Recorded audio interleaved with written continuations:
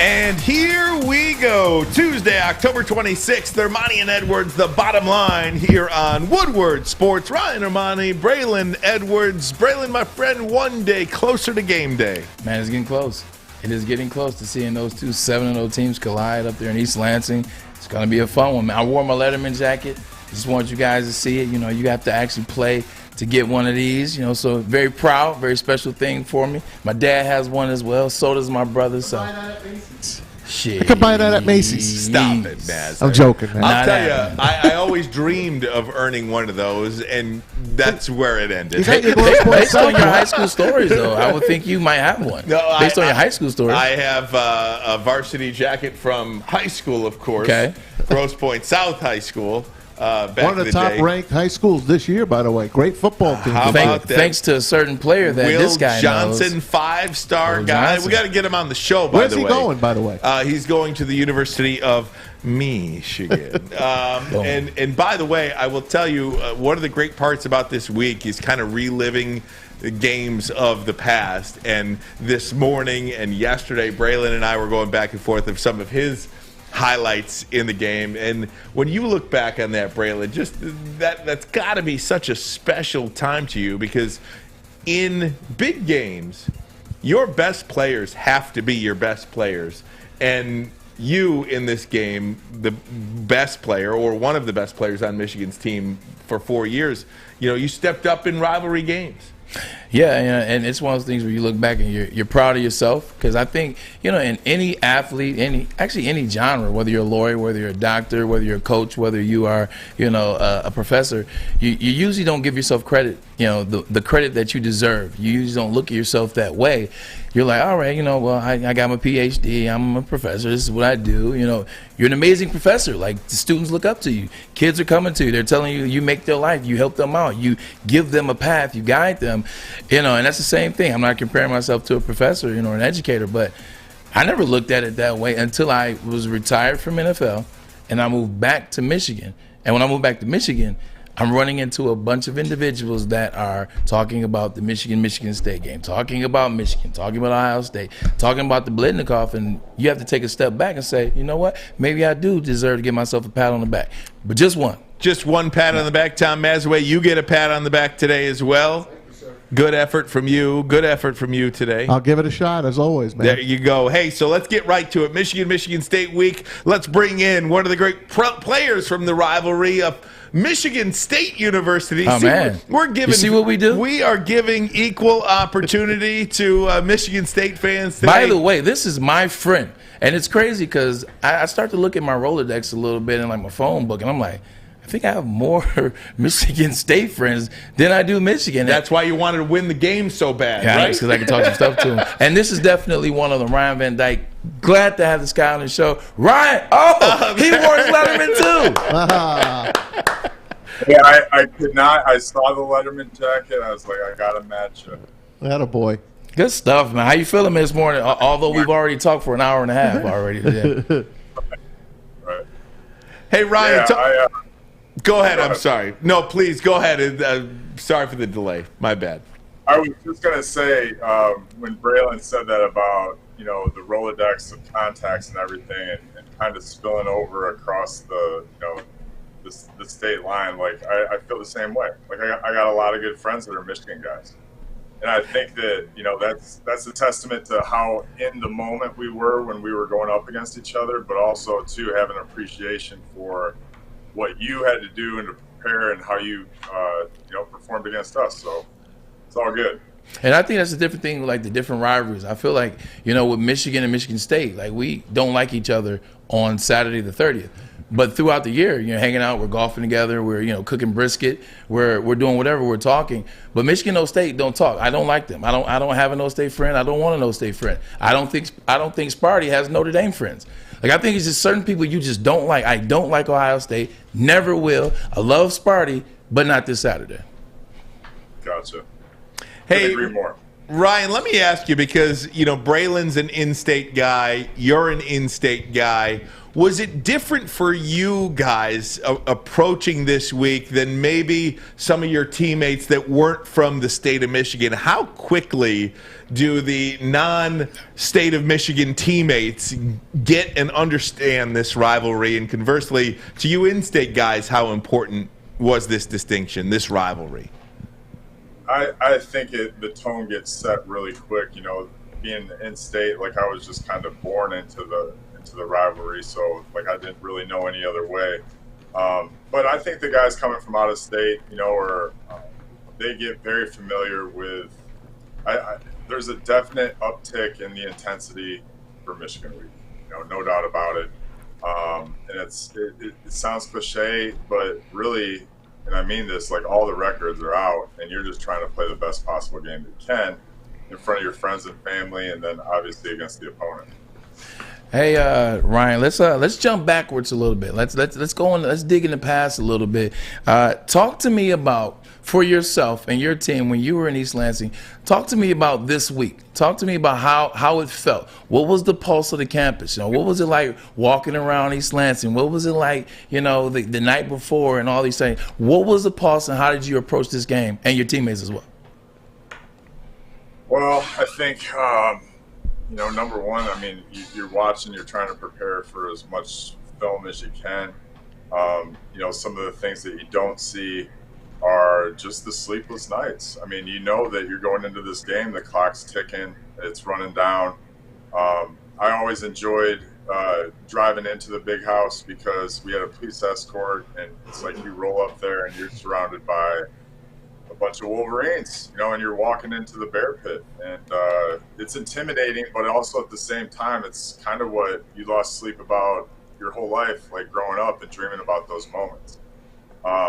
You know, I mean, my freshman year, we were up against Tom Brady. Sophomore year, you guys came into the woodshed, you know, so it was a good back and forth. Mr. Plexico Burrs. Yeah, but I just think the attention to detail is, you know, it's at a premium. And, you know, everybody's going to play their best game.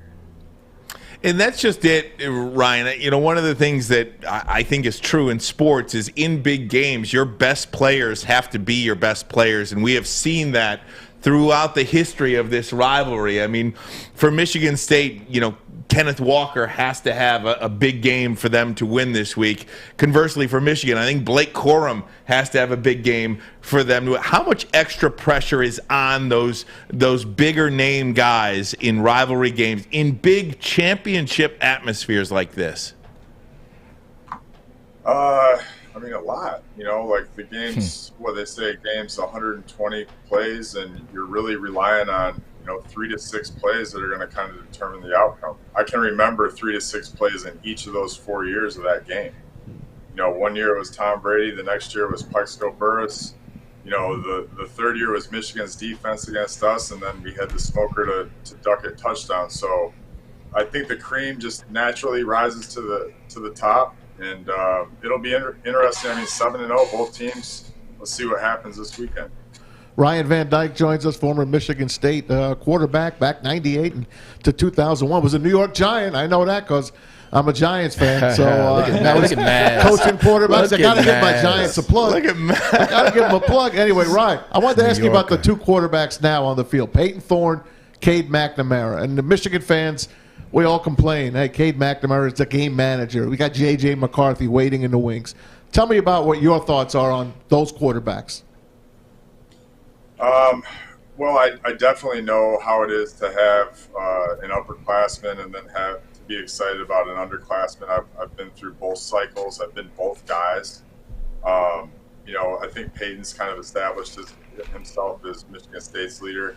I just really think that it comes down to execution and to doing what you're supposed to do on each and every play, and being able to flush the bad plays and really being able to flush the good plays too, and just to have the same approach and to play the game, not do too much, you know, but do within, you know, the framework of what you're trying to accomplish. But I don't think any of those guys need to feel or act like a hero.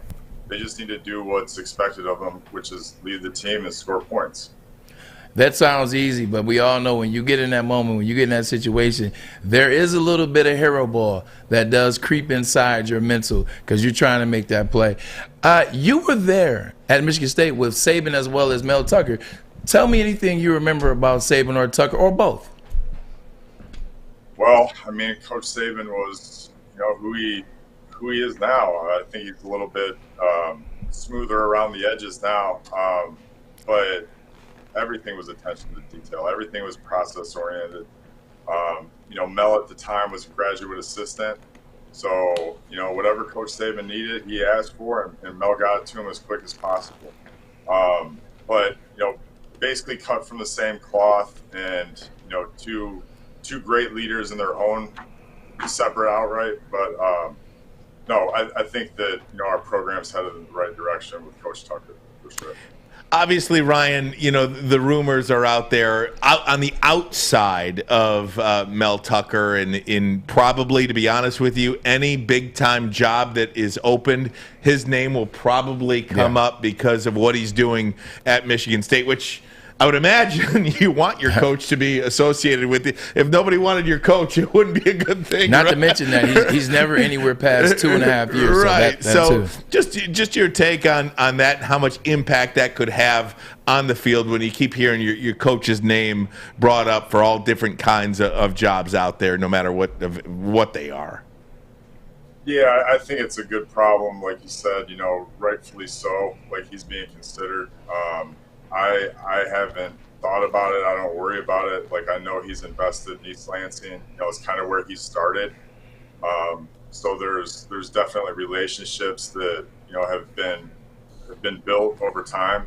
But I think he really just enjoys Michigan State and what we're about and what he has an opportunity to further build upon with Coach D'Antonio. And it's kind of the same lineage of coaches, D'Antonio and now Coach Tucker. They kind of carry the same type of message coming from a different person. So we're really lucky to have him. I guess if people want to inquire about him, go for it. But I feel like he's going to be in East Lansing for a really long time. Yeah, you echo Ryan Ermanni's sentiments. Ryan doesn't think he's going anywhere, and he really believes in Mel Tucker. Loves him.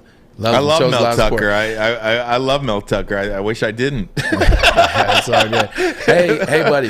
Last question before I get you out of here. I know you got practice. I know you got to get out of here. Talk to me about being able to teach kids, tutor kids, in terms of skill on the football field, skill at the quarterback position, going through reads, understanding blitzes, but also life. Also understanding how to deal with life, dealing with the pressures of life, talking to them, and letting them be vulnerable with you. We've talked about that. Talk about that space real quick. I've been coaching quarterbacks. It's going to be going on year 4 now. Full-time is what I do for a living. But really just trying to be who I kind of needed at that point. I needed somebody to be on me and to tell me not to do this or to do this differently.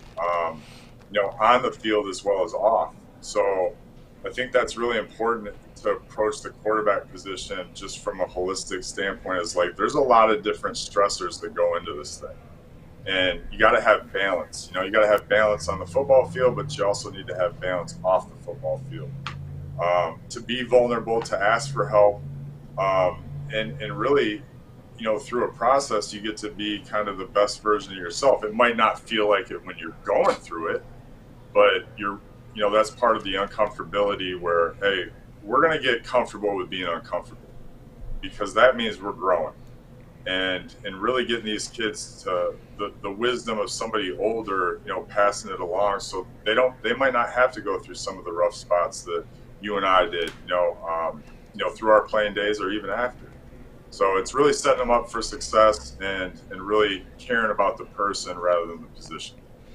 Man, so glad you're doing that, man. It takes a big man to be able to go through things in life and be able to come back and give that wisdom, give that effort, and give those instances in which you went through to the younger generation. So, man, I really applaud you for that, brother. Without question. Ryan, thanks so much for the time, my friend. We can't thank you enough. Best of luck to you in the future. We know you got to run and get to those kids now. Yeah. But before we do, got to get a prediction out of you, and you can't say pain. Clubber Lang style. prediction for me? You want a prediction for the game? We got to get a prediction from you, buddy. I'm going to go 29-25 State. All right, Okay. that's it. I like it. I could see it. I could see it. Absolutely. 29-25. That means Kenneth Walker's he's manhunting. He's manhunting out there. Ryan Van Dyke, Michigan State quarterback, played from 98 to 01. Great stuff. Follow him on Twitter as well. Ryan, thanks so much for the time, my friend. Best of luck. Appreciate you, buddy. Thank you. Go Blue. You got it. See, that's part about being in the in-state rivalry, and you were just talking about that too, Braylon. Like, you have just as many Michigan State numbers in your phone as you do Michigan, but that's part about being an in-state guy too. Yeah, 100%, man. You're an in-state guy. Like, you meet these guys in middle school, and no one just plays football. No one just plays baseball. You play football, you play baseball, you play basketball, you run track, you play hockey, you play lacrosse. You do all these things. You keep meeting people, and then you keep going against people. You have people on your team. You come up in AAU, you come up in PAL, and et cetera, et cetera. You've been knowing these people for years, and then when you play on, in college, it's like, wow, we got here. We did it. We're here. Now I hate you, but just for today. Hey, Ryan Van Dyke, this guy he puts his life out there. On his Twitter, which is RVD_3, he's got a cell number on there. Yeah, so if you want to call him, call up Ryan, talk football with him, maybe book him to help coach your kids. This is true. Guy's a cool dude, man. In just a real guy, right?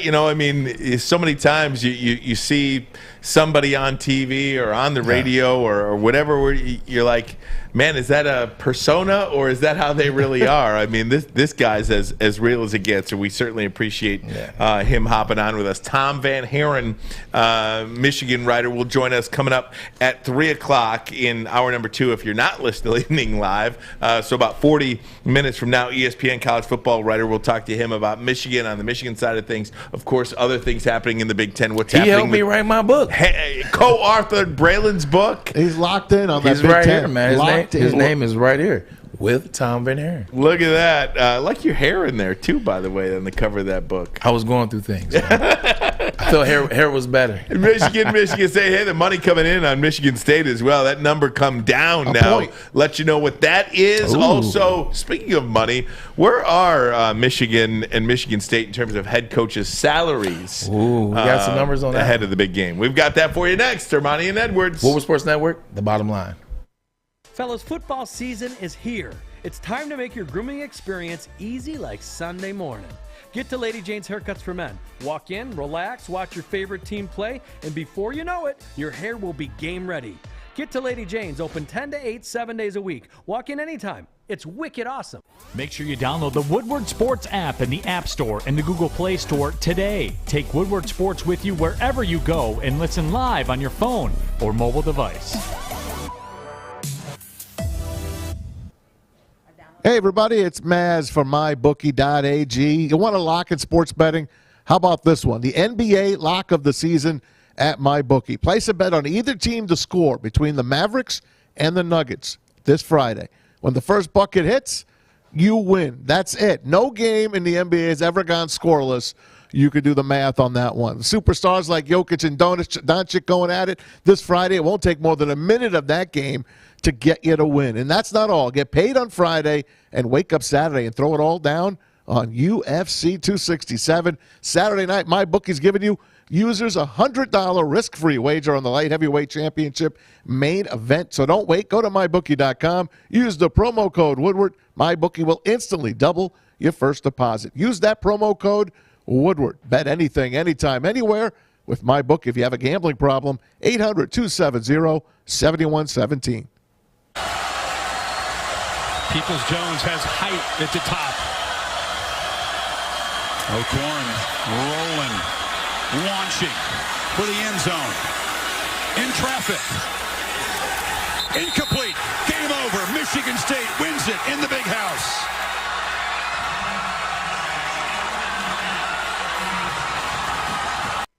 So sickening. I caught some flack for this game when when this game happened. I was working with a radio station that shall not be named and was talking to the co-host at the time. And the comment that I made was, I said, you know what, Michigan lost. Michigan lost, but they lost because it was raining. And that did not go over well with the host, and it didn't go over well with the fan base that equal the host. And I understand maybe I shouldn't have said it to them, but I still to this day feel the same way, and this is why. Mark D'Antonio just outsmarted Jim Harbaugh that game. He said, since Jim wants to throw the ball 90 times with John O'Corn in a pouring rain, it was a monsoon. John O'Corn threw 4 interceptions. I'm like, so the receivers can't catch the ball, but the DBs can. And they still only lost by 4 points. I was just going to make that mention. And that's why I made the comment. If that game isn't a raining game, Michigan would have won. But they didn't, so here we are. Maz, you're smiling. I am. That's good. I like it. That's pretty good. I agree with him, by the way. Absolutely. I mean, emphatically, I agree with him. And a fumble. I mean, so come 5 on, man. turnovers, and they lost by 4. D'Antonio outcoached them most of the time. D'Antonio just chill. He let Jim beat himself. Yeah.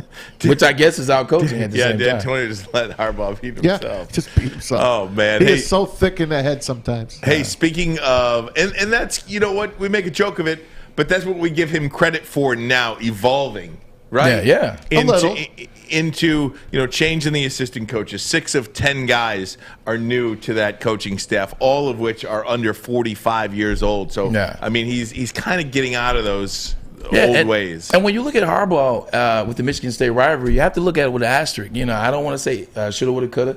I don't want to say could have done this, could have done that. But as soon as you say that, you have to add why you mean that. He's 3-3, correct? Yep.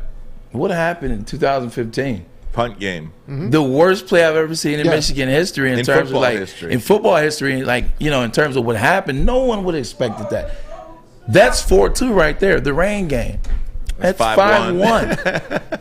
Not to mention one of those wins in terms of D'Antonio on his way out was 44-10. Yeah. And by the way, how about last year? Don't COVID? Forget about that. Don't forget about whooping. last year COVID. That's 6-0. Oh, there it is. No, that was no. I got nothing for Mel Tucker last year. We got our butt whooped. Listen, we got our butts. The same thing we yell at Jim Harbaugh about being thick-headed.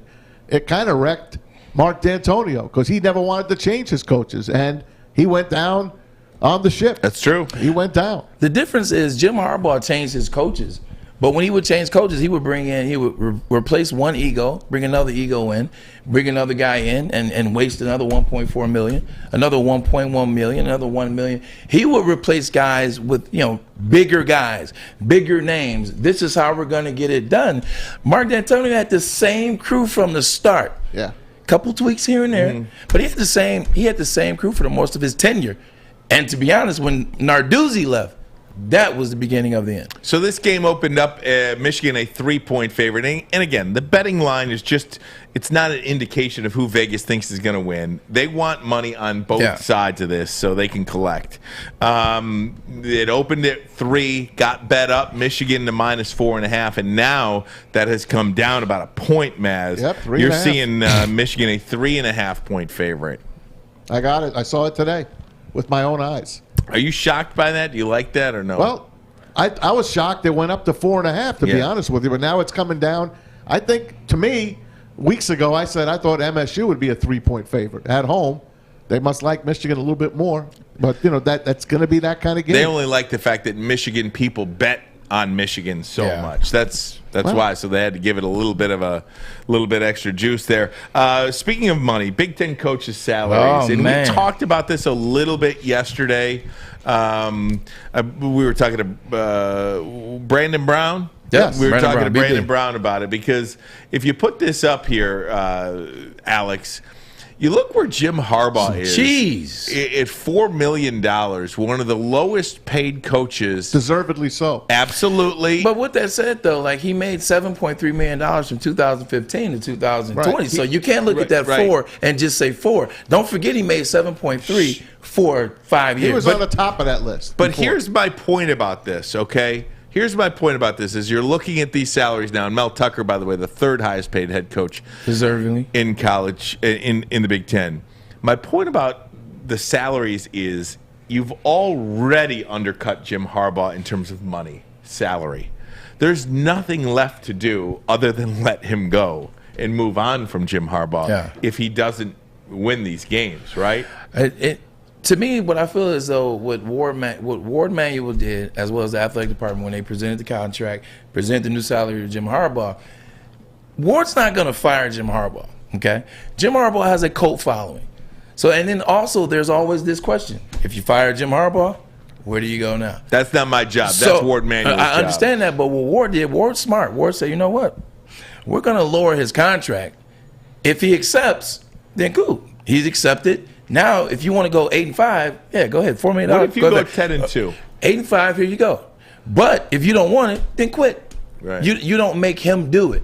That's what I think was so brilliant about lowering his salary, Jim accepting, because now Ward doesn't have to fire Jim Harbaugh. The only problem, though, that I see, Braylon, is there's nothing else left to do in terms of, trying to give him any incentive. I mean, either you can beat Ohio State or you can't. Either you can beat Michigan State or you can't.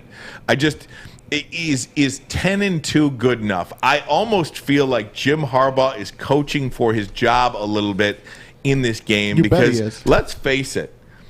I can sit up there and say Michigan's beaten Ohio State this year. You know what? And when they don't, when they lose 60-40 or 60-30, nothing's going to happen to me. You know what I mean? But if Michigan goes out there and lays an egg against Ohio State this year again, you better give me something. You better have beaten Michigan State. You cannot possibly lose to both of these guys this year. Two things. One, by lowering his salary to $4 million, like you put Jim Harbaugh in a bind. Because what Jim Harbaugh has to do is he has to win. Because if Jim Harbaugh loses to Michigan State this coming Saturday, and then he goes on and loses to Penn State or Ohio State, he definitely will lose to Ohio State if he loses to Michigan State. Now Jim's like, they lower my contract, they lower my salary. That was national. That was public information. I lost to Michigan State yet again. I lost to Ohio State yet again. Now Jim Harbaugh has to look himself in the mirror. Yeah. It doesn't have to come from the athletic department. It doesn't have to come from the regents. It comes from Jim Harbaugh himself. He looks, he says, it was fun. Let me go ahead and take this RV and retire and just, roam the Great Plains or something like that. He has to look himself in the mirror if he loses to Michigan State. Can we stick here for 1 second, Maz? We got to talk about those contracts. I want to get your thoughts. I got a question for you on good. I want you to weigh in on this as well. Somebody getting paid too much? You know it. We'll stick there next. Ermanni and Edwards. Woodward Sports Network. The bottom line. Tony is a third-generation logger that has a simple, practical approach to life and work. That's why his Coast DX342 knife is perfect for him.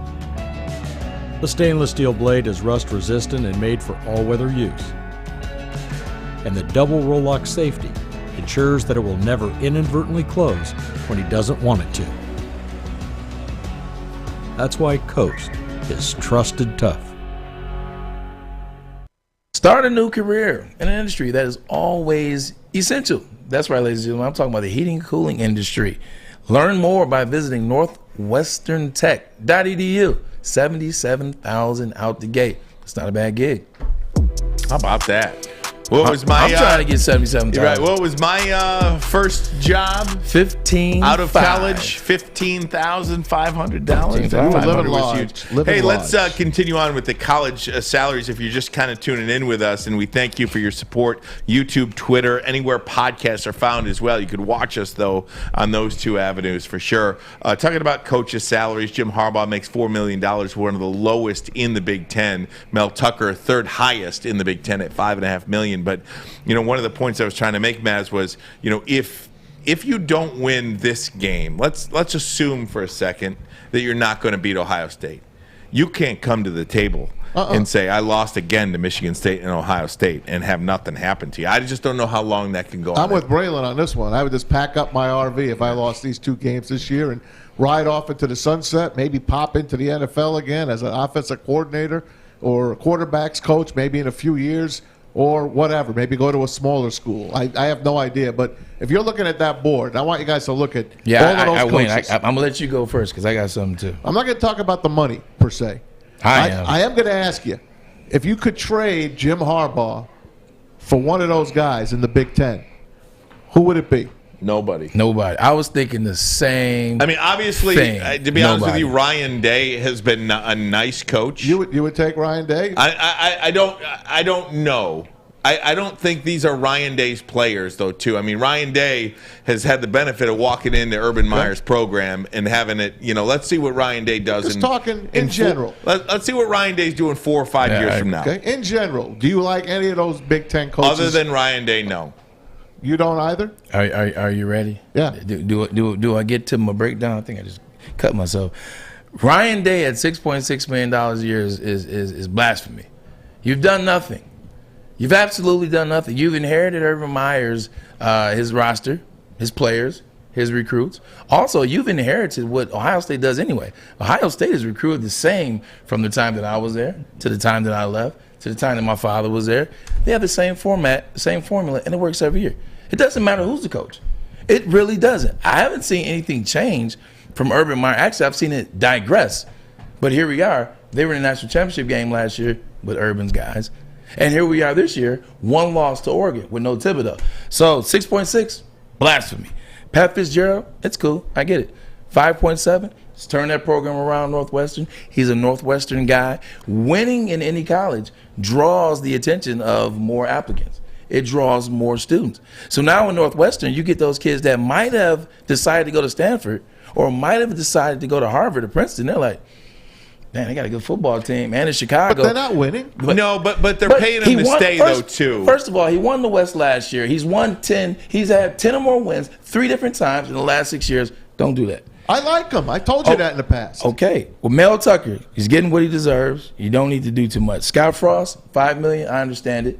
His record as an offensive coordinator at Oregon, what he did at Central Florida, I get it. He's a Nebraska guy. I get it. So I understand what he's doing. He's not living up to that, but I understand why they're paying him $5 million.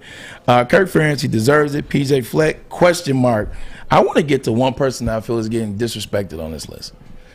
If you look right there at number 8, $4.3 million for Paul Chryst. It's disrespect. That is complete disrespect. Paul Chryst has won the Big Ten twice. He's been there 3 times. Won twice. Been there 3 times. Paul Chryst 13-1 3 years ago. Paul Chryst 10-3 a couple years ago. Paul Chryst 12-2. Wisconsin's program in general gets disrespected in the Big Ten, does it not? They just win. They just win. They keep winning. 4.3. Nobody in the last, with the exception of Ohio State, and take them off, nobody has his resume in the Big Ten, and he's sitting at 8. And there's money in Wisconsin, by the way, so it's not like they don't have the cash to pay that man.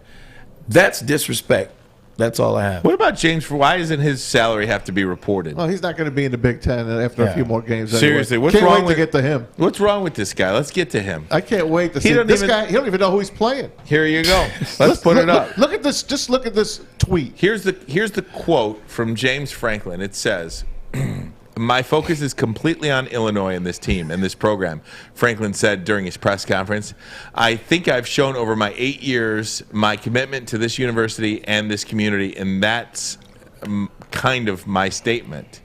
Talking about whether or not he's going to USC or he's LSU. He's concentrating on Illinois, but they're playing Ohio State. That's wrong. Well, maybe he thinks that the overtime is still going on. Maybe he was in that mindset. Well, here's what he had to say. Continuing. Here, check this out. It's only a quick little blurb.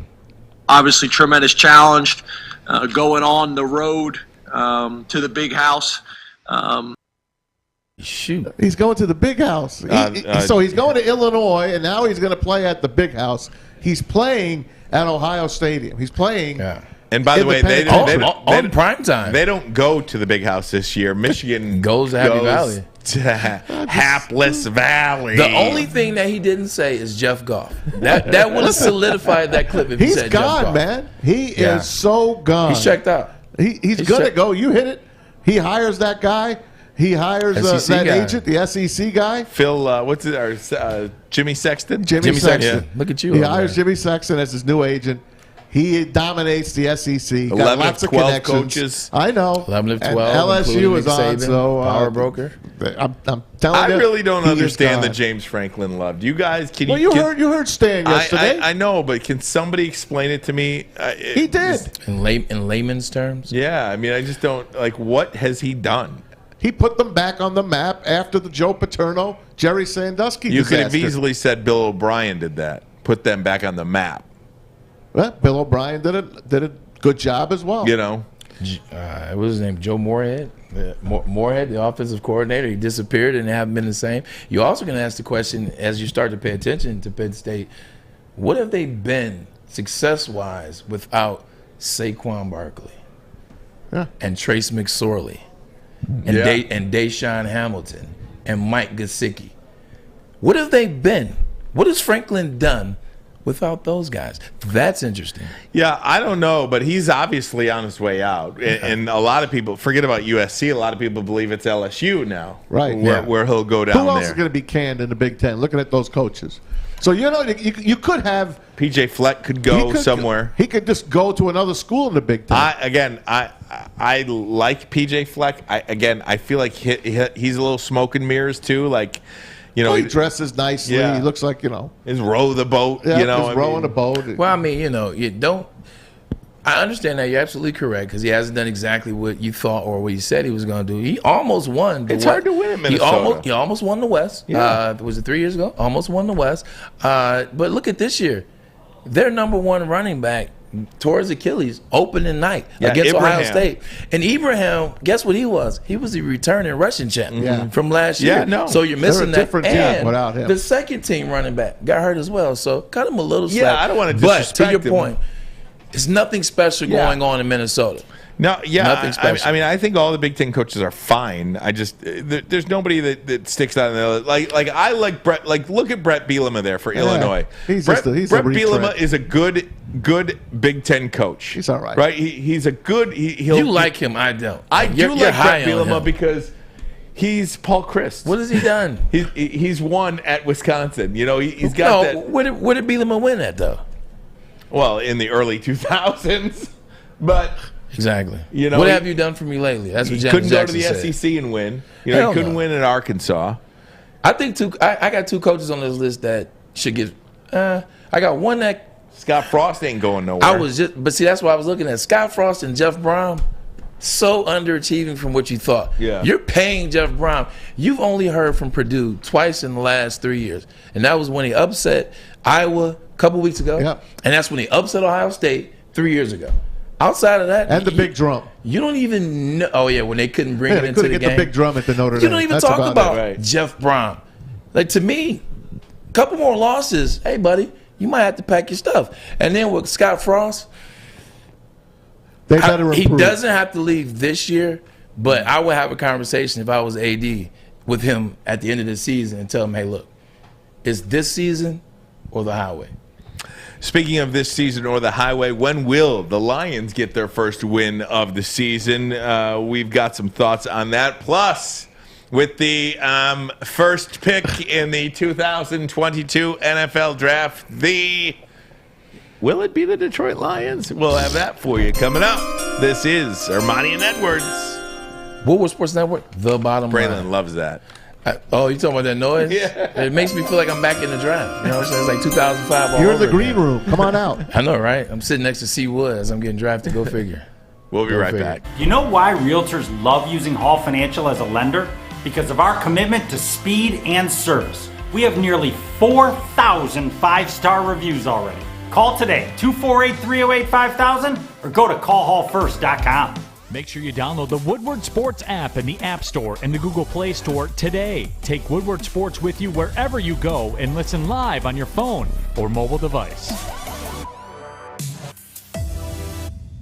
Hey, gang, I want to tell you about Lady Jane's Haircuts for Men. This is a very simple thing. You want to look good, you want to feel good, you want something that's not very complicated. Come on in, walk in anytime here at Lady Jane's. It's very simple, very available as well. Open 7 days a week from 10 a.m. until 8 p.m. All you got to do, walk in, sign in, sit down. Before you know it, you are handsome and clean. Ooh-wee.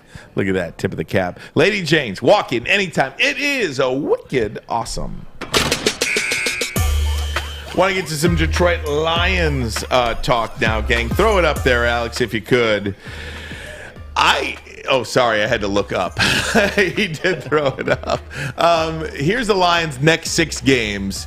There's not a gimme on the schedule. I think the 2 at the top there clearly are ones in which they can win, and that is home against Philadelphia this week, and then they're at Pittsburgh, at Cleveland, and then home on Thanksgiving against the Chicago Bears. That is obviously a winnable game as well. But, guys, I do think the Lions are going to beat the Eagles this week. What makes you think that? Just really? Hunch, gut. Just a hunch? My gut. My gut. I know Philly's banged up. I think it's so hard to go through an NFL season winless. So by the law of averages and by the sheer numbers of how improbable it is for an NFL team to go winless, I think this is one of those games that they're going to win. And what do I base that on? Nothing but a hunch. No, but I would have to agree with you. Like if you take a step back and you just look at how the season has played out, they almost beat the Vikings. They almost beat Baltimore Ravens with Lamar Jackson. Yep. Barring the record-breaking NFL field goal of 66 yards by Justin Tucker. They go out to SoFi with no chance in hell. Play a team that some consider to be up there with the best. Yep. A quarterback who's kind of, sort of, in the MVP running, right? They almost win, barring a couple plays. They're going to win a game. They are. The only thing is, do they keep fighting? Do they keep, as Mel Tucker likes to say, chopping at the wood? Because what happens is the more you go without a win, here we are 0-7, and then there's 0-10, and then there's 11. It's like, what are we playing for? Like I've been in these. Really, is that how you feel? I've been in. It's not how I feel. It's what I've seen. No, I'm talking about as an athlete. It's. Would you let me finish, man? I'm sorry. It's what I've seen. I've seen players like, as you now know that you're not in the playoffs, you're not going to get a winning record, you're not going to be able to accomplish some of your incentives. Guys mentally check out. Guys are booking trips to Miami. Guys are booking off season to Vegas. Where's New Year's? Where's our last game? Can I make the Cali for New Year's?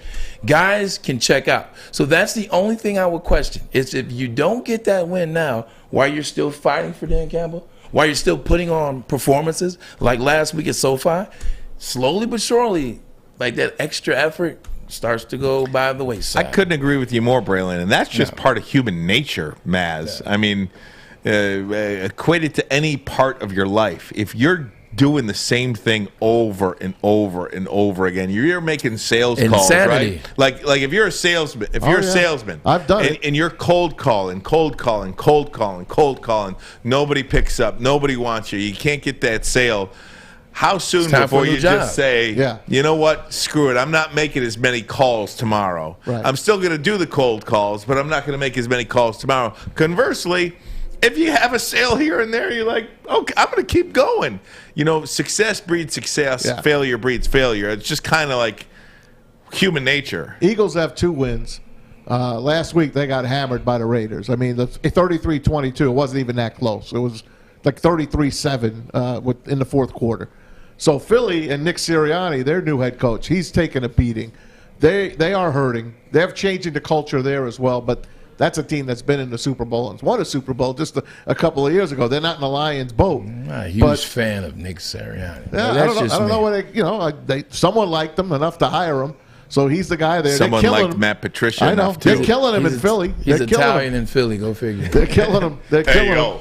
They have a ton of draft picks, including the Miami number 1. They do. And Miami's sitting at 1-6 right now. In fact, they play hard. They would have 3 of the top 12 picks in next year's NFL draft. That's unbelievable. So they would have Miami's pick, which is 2. They would have Philadelphia's pick, which is their own pick right now, where they sit at 6. And then I believe they have one other Carolina's pick. Dallas, yes, Carolina. Maybe? Carolina's. God, I don't remember. But I think they dealt with Dallas as well last year, so Dallas can move up. Either way, if you look at this right now, you'll see that the Detroit Lions have the number 1 pick in the draft. And barely, right? I mean, you could go from 1 All right, Fish, cut it out. Yeah, that's enough now. You can go from 1 to 6 really, really quickly. Right? Yeah.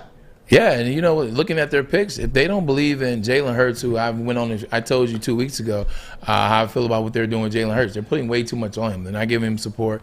They're doing everything as an RPO, and if it's not an RPO, it's throwing the ball down the field. They're putting way too much on him.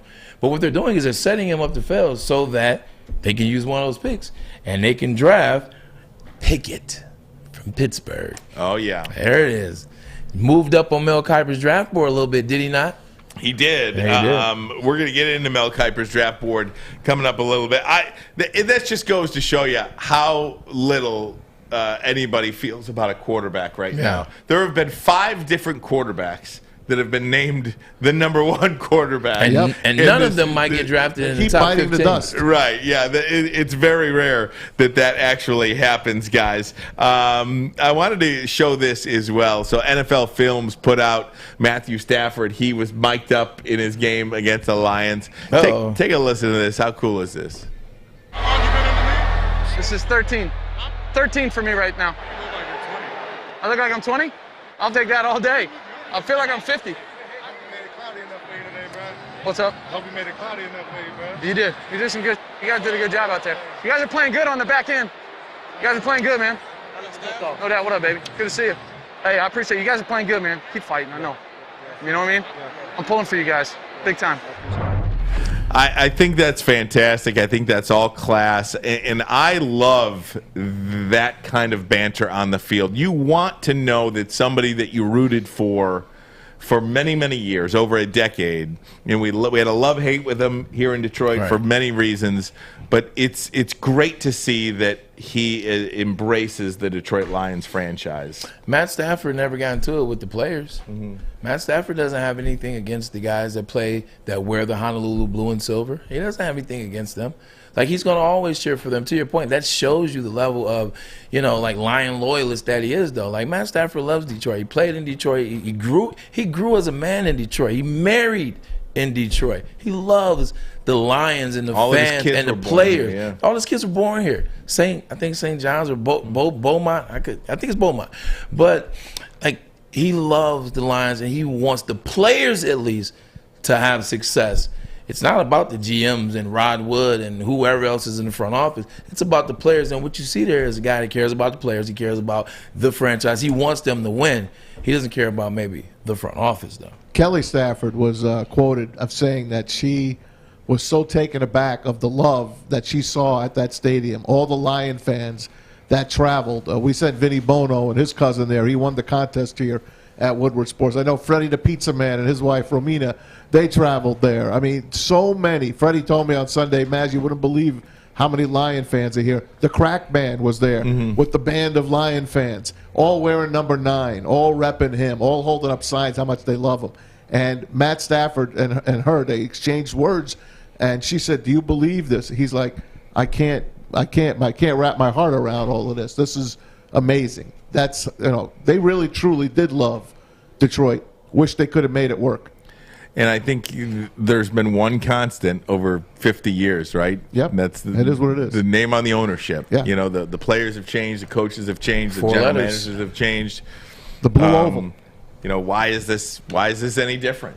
And another thing before we go to a break or we change topics, another thing is we talked to Doc last week. Yep. When we were when we were with Neil, when Neil was hosting, we talked to Doc, and neither one of Doc or Neil wanted to support Stafford. They said he was unloyal. They said he left. He wanted to leave. Yeah. He gave up his loyalty. So I don't want to cheer for him. He does not deserve for us to cheer for him. And I'm just sitting here and just listening. So then we get to a back and forth about what has the front office done for Matt Stafford. And then they give me a bunch of, they give me some stats. They give me some things. They gave you the 13, 14, 15 team. But it wasn't strong enough to support what they were saying in my eyes. And then you see this, and you have to take a step back, and you're like, maybe I'm being, not myself, but maybe those two. Am I being too hard on Matt? Do I need to reassess his time here? his injuries, playing through injuries, playing through the front office, playing through Matt Patricia, playing through getting rid of Jim Caldwell, playing through never giving him a running back, paying through never paying an offensive lineman early on in his tenure. Do I have to look at myself and say, maybe I was too hard on the guy? Because you see, he's still cheering for the Detroit Lions. To me, that says everything that you know about him. Need to cheer for this guy as a Lions fan, as a former Matt Stafford fan, just like this guy Maz has been doing since the season started. Win it all.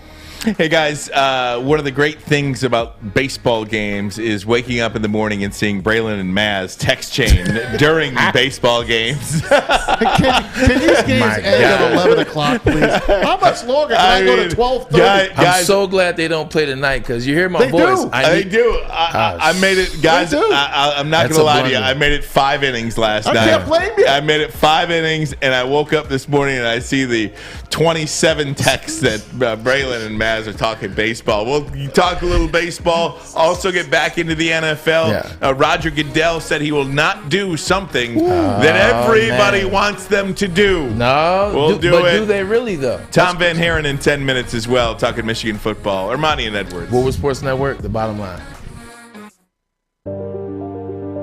I'm looking to bring on another HVAC tech right now. We are recruiting 5 to 10 techs a month. We're looking to grow and expand. Every new tech we hire is from Northwestern Tech. The hands-on training is fantastic. They're always my first call. We love hiring Northwestern Tech grads. They come out trained and ready to work. Our program is only 10.5 months, and our next classes are starting soon. So why wait? I'm looking to hire a graduate of Northwestern Tech. Northwestern Tech. Northwestern Tech. Northwestern Tech.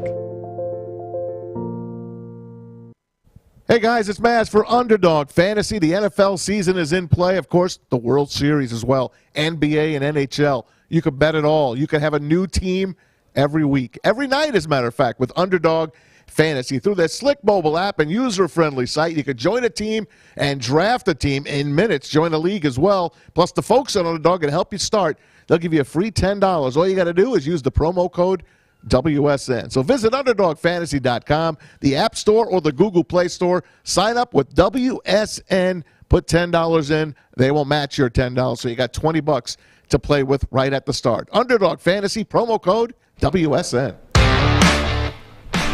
Right back here, Woodward Sports Network. Ryan Ermanni, Braylon Edwards. We call this show The Bottom Line. And it's funny, you know, now that I'm paying attention. Everyone says it. Everyone, everywhere says The Bottom Line. It's a catchphrase. It's kitschy. It's a cliche. I mean, you know, that's your boy. Go ahead and give me the credit for that. You know yeah, he named it. Nah, he did. You know what it is, though, too? But you know what happens with that? And I forgot what it's called. It's called something. I got to look it up. We'll do whatever. But I remember when I chose number 17, when I first got drafted, the reason why I chose 17 is no wide receiver had it. And that was only the second year that you could wear team numbers. The first year was 04, and that's when you saw Larry Fitzgerald, Reggie Williams, everywhere he was getting 11. So no one had 17. And I said, you know what? 17 is going to be my number. It has 1 in it. 7 is still sleek. You know, I'm a 6'3" sleek guy. Soon as I chose 17, I saw 17 on everything. I'm talking about receipts. I'm talking license plates. I'm talking numbers. I'm talking lottery winners. That's what you I put saw out 17, there. Everything. That's what you're saying with the bottom line. Is like, now that we're the bottom line, every time you hear the bottom line, it resonates. I love that story. Yeah. That's awesome. That's what you put out in the universe. That's what You put out. You get what you put out. Guys, give me I'm a about to find $2 billion outside. There you go. I put it out there, man. Hey, put it out there, right? Baseball thought, guys, last night, World Series, well, it opened up like this. Jorge Soler. A little too slow on the pitch. There it is. Boom. Dang, he crushed that. First time in the history of the World Series where there was a leadoff home run. Can you believe it? I can't believe that, actually. I don't think about all those games. I just want to know the speed from his bat to the crowd, because that was one of the fastest home runs I've seen in this playoff. That thing was a hit, and then it was out of the park. It wasn't like it was a frozen rope. It was a rope, man. He hit that on the line. And that's a big man.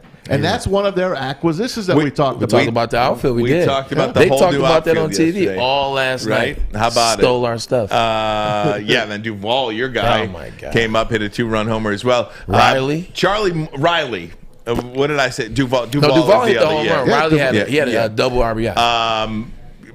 Charlie Morton. Oh, terrible situation for him last night. He's the starting pitcher, man. Broke his leg. He did. Check this out. This is the whole sequence: how he gets hit, and then how he pitches through it. He's a warrior. Check it out. It ran through. So it happened there on my guy Yuli Gurriel. Yep. You couldn't see it on that angle. You could see it in the front. And then you could see him. Yeah. And got a strikeout. He got 6 outs, I think. Look, keeps going. Think. Look at that. Look at this guy. Here's where he breaks down. Oh, that was it. He struck him out. And that was it. You know what that reminds me of? That reminds me of when you saw the blood in Kurt Schilling's sock. Like, that's what it reminds me of, because you knew that guy was hurting. Great point. Like, you knew that guy was hurting, and then you just saw like it come down and down, still fighting, still getting outs, still getting strikeouts, and then he crumbles. Reminds me of Kurt Schilling with the blood on the sock. Surprised at the Braves you're wearing your tomahawk there.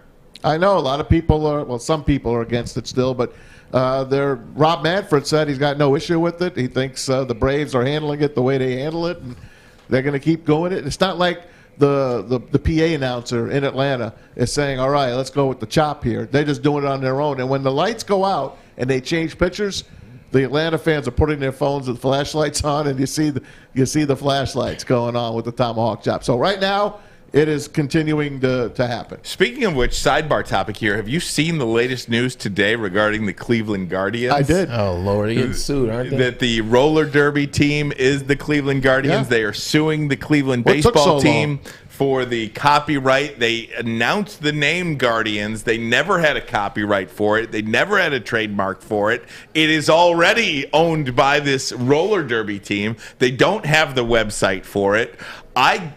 It's a joke. I don't know how they're not going to be known as BT next year, CBT next year. Hold on. Cleveland baseball team. They could be. Who the hell is watching roller derby? It doesn't But it matter. doesn't Who matter. the hell is going to these Nobody. roller derby games? Nobody. Thank you, Fish. 0 people. Who is going? Nobody, but that's money. If I was a judge and this case was presented before me, I walk out. I go to lunch. You know what you'd say? I go to lunch. You know what you'd say? Mr. Paid him. Yes. I was gonna say Mr. Dolan, Mr. Dolan, write a check here to you the go. Cleveland Guardians Yeah, I agree roller with that. derby. I agree with that. And that's what this is Wouldn't all be about. a big one either. No, it's going to be nice. It's going to be No, huge. I'm saying if I wouldn't write a big one, like if I was Mr. Hey. Dolan, I'd be like, hold on, let me see. I got a number for you. How's 100,000? No, not How's enough. 100,000? I want 7 figures. Oh God, that's a big deal. I mean, 7 figures will be more than that franchise has ever made in their existence. It doesn't matter. The franchise, the league isn't worth Exactly, the league. Our man Dan Lust, the lawyer to the stars, he's been on this story since day one. He's like, you know what's wrong? It's ignorance by the Indians. No, it is, though. All they It did, is. they're not paying attention to him. It's like the little kid in the corner that's calling you all your names. You're not paying attention to him. Well, guess what? That little kid has got you by the cojones. Let me ask you guys this: opening day 2022. Is it the Cleveland Guardians or is it the Cleveland baseball team? Cleveland Guardians, because they have to save face. Like, they've already messed up enough where they were ignorant of how they handled the situation. They didn't reach out to them first. They didn't ask for the copyright. They didn't ask for negotiations on how we can get this name from you guys. They've already got merchandise. They've already got merchandise. Of which is illegal to sell. True. But, you know. It's on their team site. Wait, the major league team has Guardian gear? I think so, yeah. I don't think so. Think we got to look that up. Hey, I will look that up right now. Next time you yell a fact, you better know for sure. Hey, I saw it on a bumper sticker, Guardians. A bumper Silence sticker? fish. What does that mean? You can make one of those on the internet. What I was going to say is they will look terrible if the season starts next year, and they are not the Guardians. They will look terrible. I couldn't agree more with you. I'm trying to see what the MLB Indians. That's their official website right now. You just better hope MLB.com. Rod Wood, they don't have a Rod Wood type GM or president, because They have Guardians on their website, their official website right now. If they you have click on the Indians, what's it say? Cleveland Guardians. Okay, now go to shop. Well, that means they have gear then. If they're you're right. You know what, Fish? You're absolutely correct. Don't crown them yet, shop. Brandon. Don't Hold crown on. Fish yet. They got the name up there, like they're gonna have gear. They have no Cleveland Guardians gear No on gear. here. Fish, turn your radio station off. They Turn have everything no off in there. Cleveland You can't Guardians. say anything else. It's You're all wrong. the C Cleveland All C for it's all Cleveland essentially. Do they have any Indians yes. gear yes. on Indians. sale yet? I got to go on there and get some Shop Indian sale. stuff. It's time to sell. Time for the sale. Oh man, you're right. They do not have any Guardians gear on their official website. How do you? Sometimes you ask yourself questions like when you're dealing with corporations, organizations, franchises, things of that nature. How do you drop a ball? I don't know. Like that. Like I remember there was a story that came out. This is about 4 or 5 years ago, where I think you have to re-up on your domain name every year, every couple of years. Remember when Google dropped the bomb and forgot to re-up on their name, Google name? One of the employees at Google bought the domain for like $2. Bought the domain, had the domain, but he sold it back to Google for $6,006 and $1 and whatever it spells Google. I was like, you're too loyal. You're too loyal. If you're in the midst how you drop that bomb of a name change, about trademark and copyright, and you would think all that. How? Maybe that's why they don't have any World Series in the last billion years. Right. Guys, we're going to jump back into Michigan State talk. I do want to get to that Roger Goodell Washington football team situation. Ooh. He says he will not release their findings of their investigation. I wonder why. Just disgusting, I'll tell you. He gave a reason as to why, actually. At least you got a reason. I disagree with the reason, but we can get into that as well. And Tom Van Haren, Michigan writer, will join us from ESPN, college football reporter. How about that? And Braylon's co-author. I was waiting for it, man. My co-author. We spent many of night talking about this book and going over stories, so it'll be good. We'll ask him about it. We'll catch up with Tom Van Haren. We'll do it next. Also going to get into the Washington football investigation, Roger Goodell, Ermanni and Edwards. Woodward Sports Network, the bottom line. What investigation? It's over. True. You'll be dying to get your hands on Papa Romano's gruesome twosome. This spectacular deal gets you 2 large one-topping pizzas for a limited time for $19.99. Order now at paparomanos.com. Make sure you download the Woodward Sports app in the App Store and the Google Play Store today. Take Woodward Sports with you wherever you go and listen live on your phone or mobile device.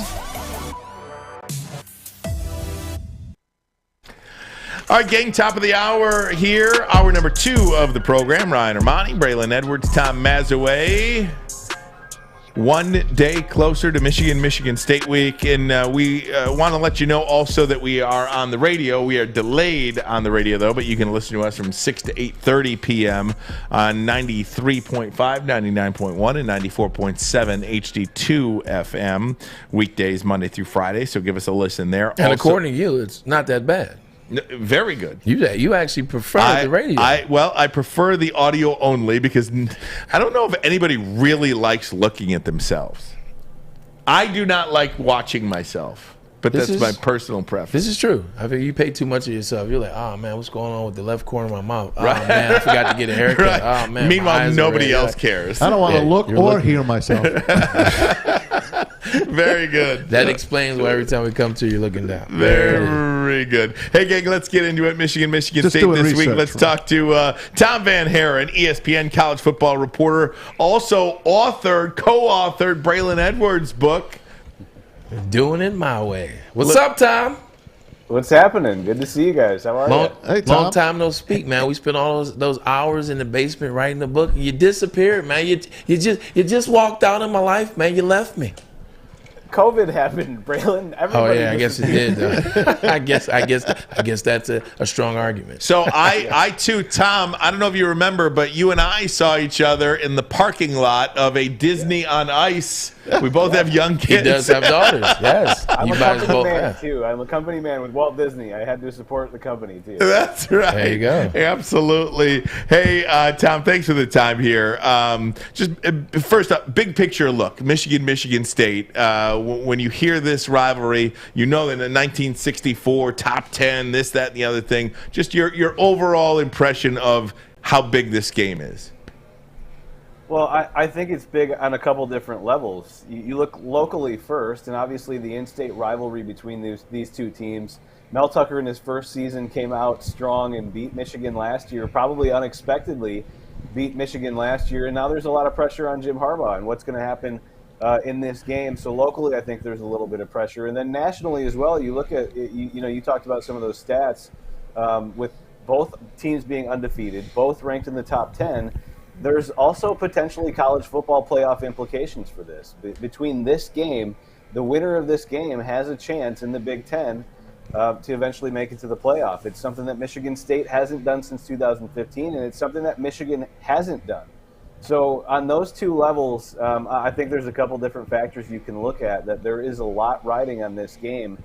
And the biggest thing for me, and I don't know about you guys, but the biggest thing for me, I think, that I'm watching is we don't know really what either of these teams are. What are they? Are they good? Are they not good? We don't really know. And I think this game, the winner of this game, I think definitively we can come out and say that team is good and they've got a chance going forward down the season.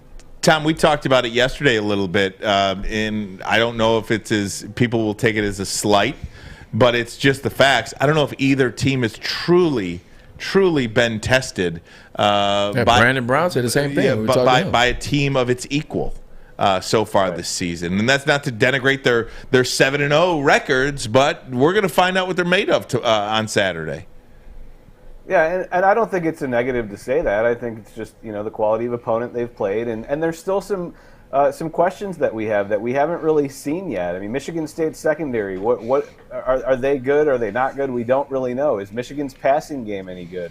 And for me, guys, I actually think those two things, that's probably going to determine the outcome of the game. If Michigan can pass the ball, then I think they probably win. If Michigan's secondary comes to play, then maybe I think they can win. So I have questions still that are unanswered. That's the biggest thing for me is I want to see what happens in a big moment. Michigan has the mantra this season: don't flinch. In a big moment on the road in a big game like this, when there's a lot on the line, what really happens? I think that's the true test and what we really find out from this game. Tom Van Haren joins us, ESPN college football reporter, author, obviously, helped Braylon with his book, kind enough to join us here on Woodward Sports. Tommy, I wanted to ask you about the two quarterbacks, Peyton Thorne, who I thought was going to be playing on Sundays. A few weeks ago, I'm looking at him, I'm like, man, this guy looks like an NFL quarterback.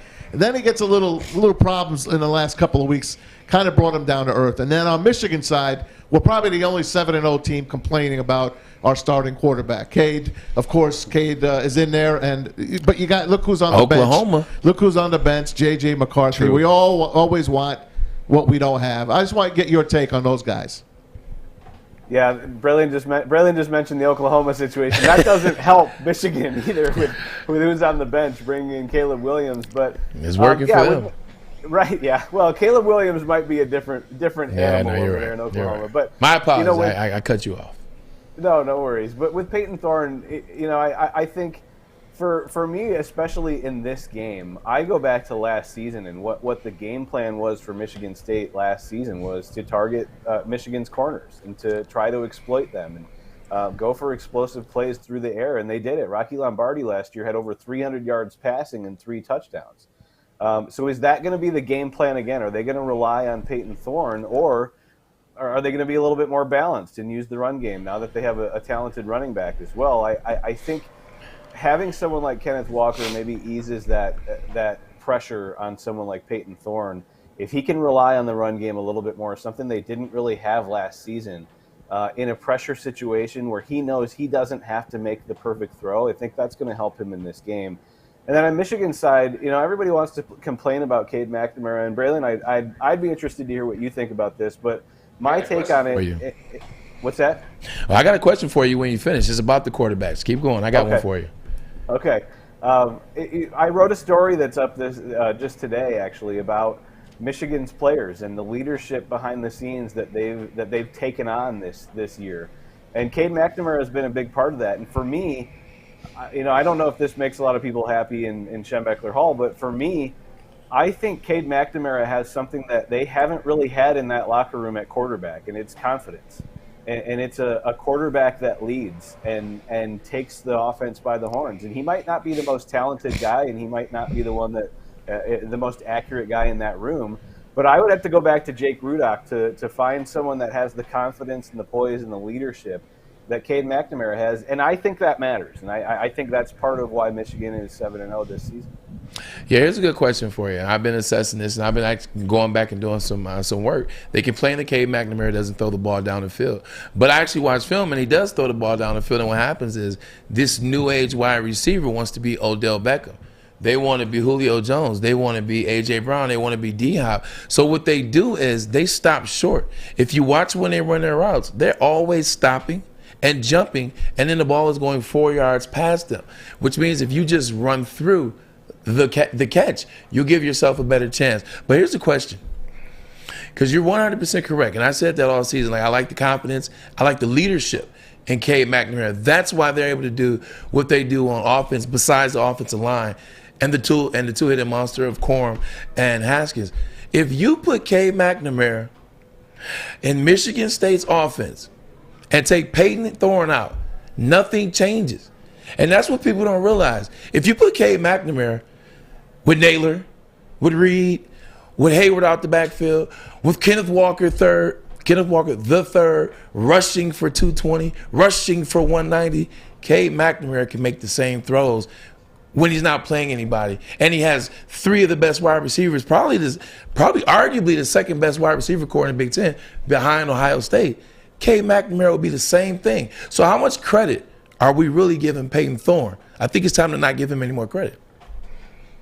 Well, I think he deserves the credit. He's doing it. But I agree with what you say about Cade. I mean, the biggest thing for me that I look at, especially with someone like Cade, where it's not flashy. He's not putting up huge numbers, but he's also not turning the ball over. He's not losing games for you. He's still winning games for you. And I think ultimately that's what matters. And until we get into a situation where you say the quarterback was a detriment and the quarterback was the reason they didn't win, I don't know that the complaints at this point in the season, I don't know that they're all warranted. Now, I get it. Everybody wants to see the backup. You guys just mentioned before, J.J. McCarthy he was a highly rated recruit out of high school. He's going to be talented. He's going to be very good. But it's not always the backup is better. That's not always the situation. And I think that Cade does deserve some credit. Ronnie Bell's out there. That was their most explosive receiver. He's not there anymore.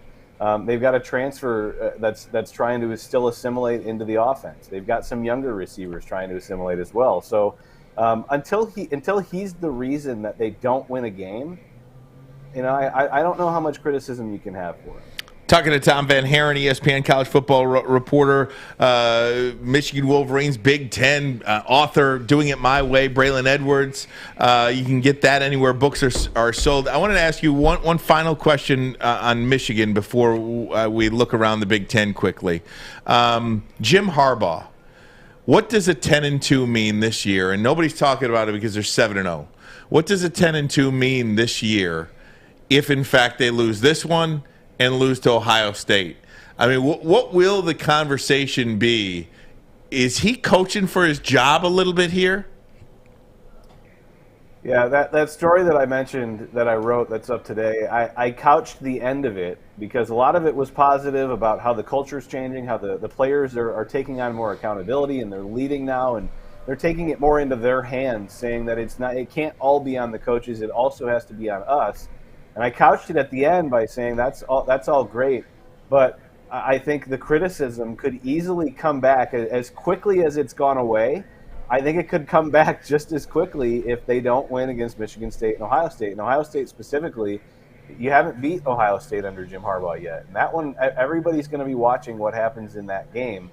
And then Michigan State, like I said before, Mel Tucker was able to beat Jim Harbaugh and his staff in his first season, and it was a tumultuous season for Mel Tucker. He barely knew what team he had, and he was able to beat them in their first season. So, as much of a must-win as you can have, I think those two games are. Now, I don't think he's coaching for his job. I think the path and the direction that everything is headed so far this season is probably changed that Jim Harbaugh's career path at Michigan. But you're going to see a lot of people come up with complaints and a lot of people come up with criticism if they don't win these games, and if they're not close games. There's going to be a lot of problems that are going to come up, and I think a lot of people are going to quickly forget that they were 7-0. Tom, stay on the coaches for me, Tom. Sorry, man. I had my mic muted like a dummy. Stay on the coaches for me. Let's go around the Big Ten. James Franklin is already putting his foot in his mouth, saying, "Oh, I can't wait. Well, my focus is on Illinois. We're going to the big house this week." He's playing Ohio State. He'll be playing the Lions by the end of the week. That's don't one even know guy. who he's playing. And then Mel Tucker, all the rumors about LSU. How many openings do you think will be in the Big Ten? Do you think those guys could be gone at the end of the season? This is I want to couch all this and preface this by saying this is just my opinion, not based off of anything that will actually happen, but just my opinion. I think Mel Tucker is probably still at Michigan State. Especially the way that he left Colorado and the criticism that he got coming to Michigan State, I think probably still sticks with him a little bit. Now, I think he was smarter this time around. If you remember, when he was at Colorado before he left for Michigan State, people were asking him about other jobs, and he said, "I'm here to stay. Go I'm not Buffaloes." And then he left. And now this time, they asked him about other jobs, and he just said, "I'm focused on this next game." So I think that was smarter wording it that way. But I have to imagine that he stays. He hasn't really accomplished anything yet at Michigan State. And like I said, he hasn't really gotten to know this team except for all of last year, except for this year in the offseason. So I don't see him leaving.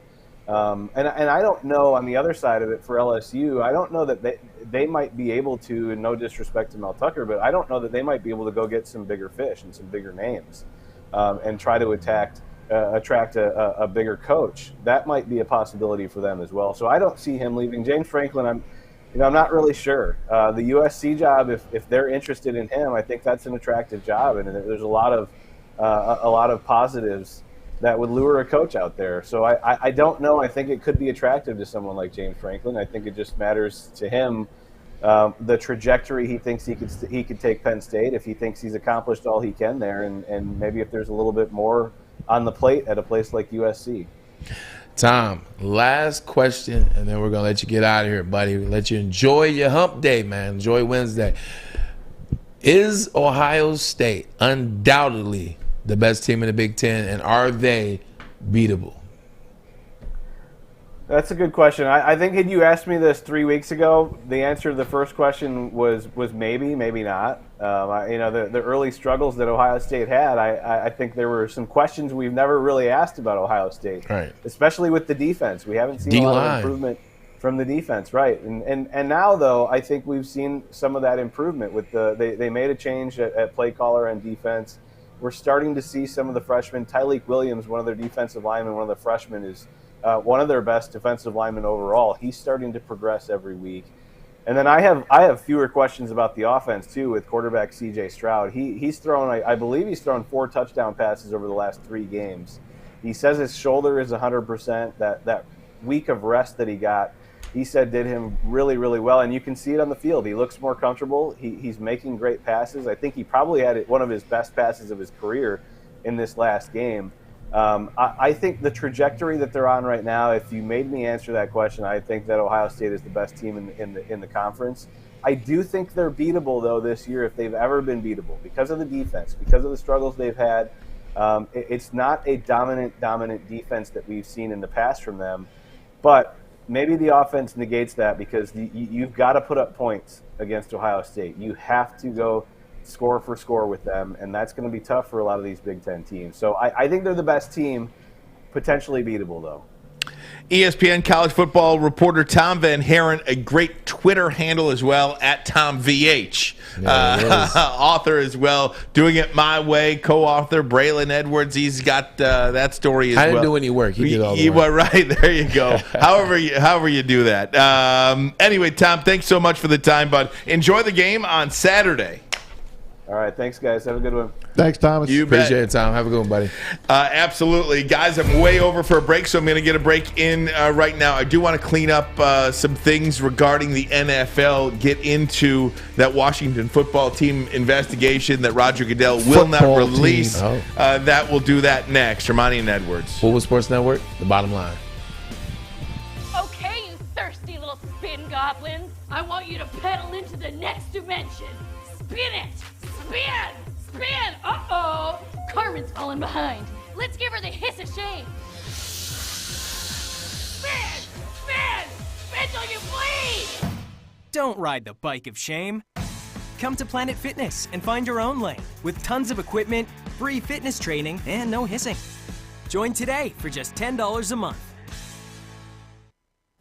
Hey, gang, if offense wins games, you know defense wins championships. Don't you want to be the championship defender of your home? Of course you do. Well, in order to do that, you're going to need Guardian Alarm's help. They're your local security experts for over 90 years. Guardian Alarm has that 24/7 local monitoring. You can lock and unlock your doors. Great features like that as well. Also, carbon monoxide, detect smoke, control your lights, your temperatures. They've got it all. And you even get an assist from fish like I got on this piece of paper here. Guardian Alarm, 90 years, your local security experts. The number to call is a simple one.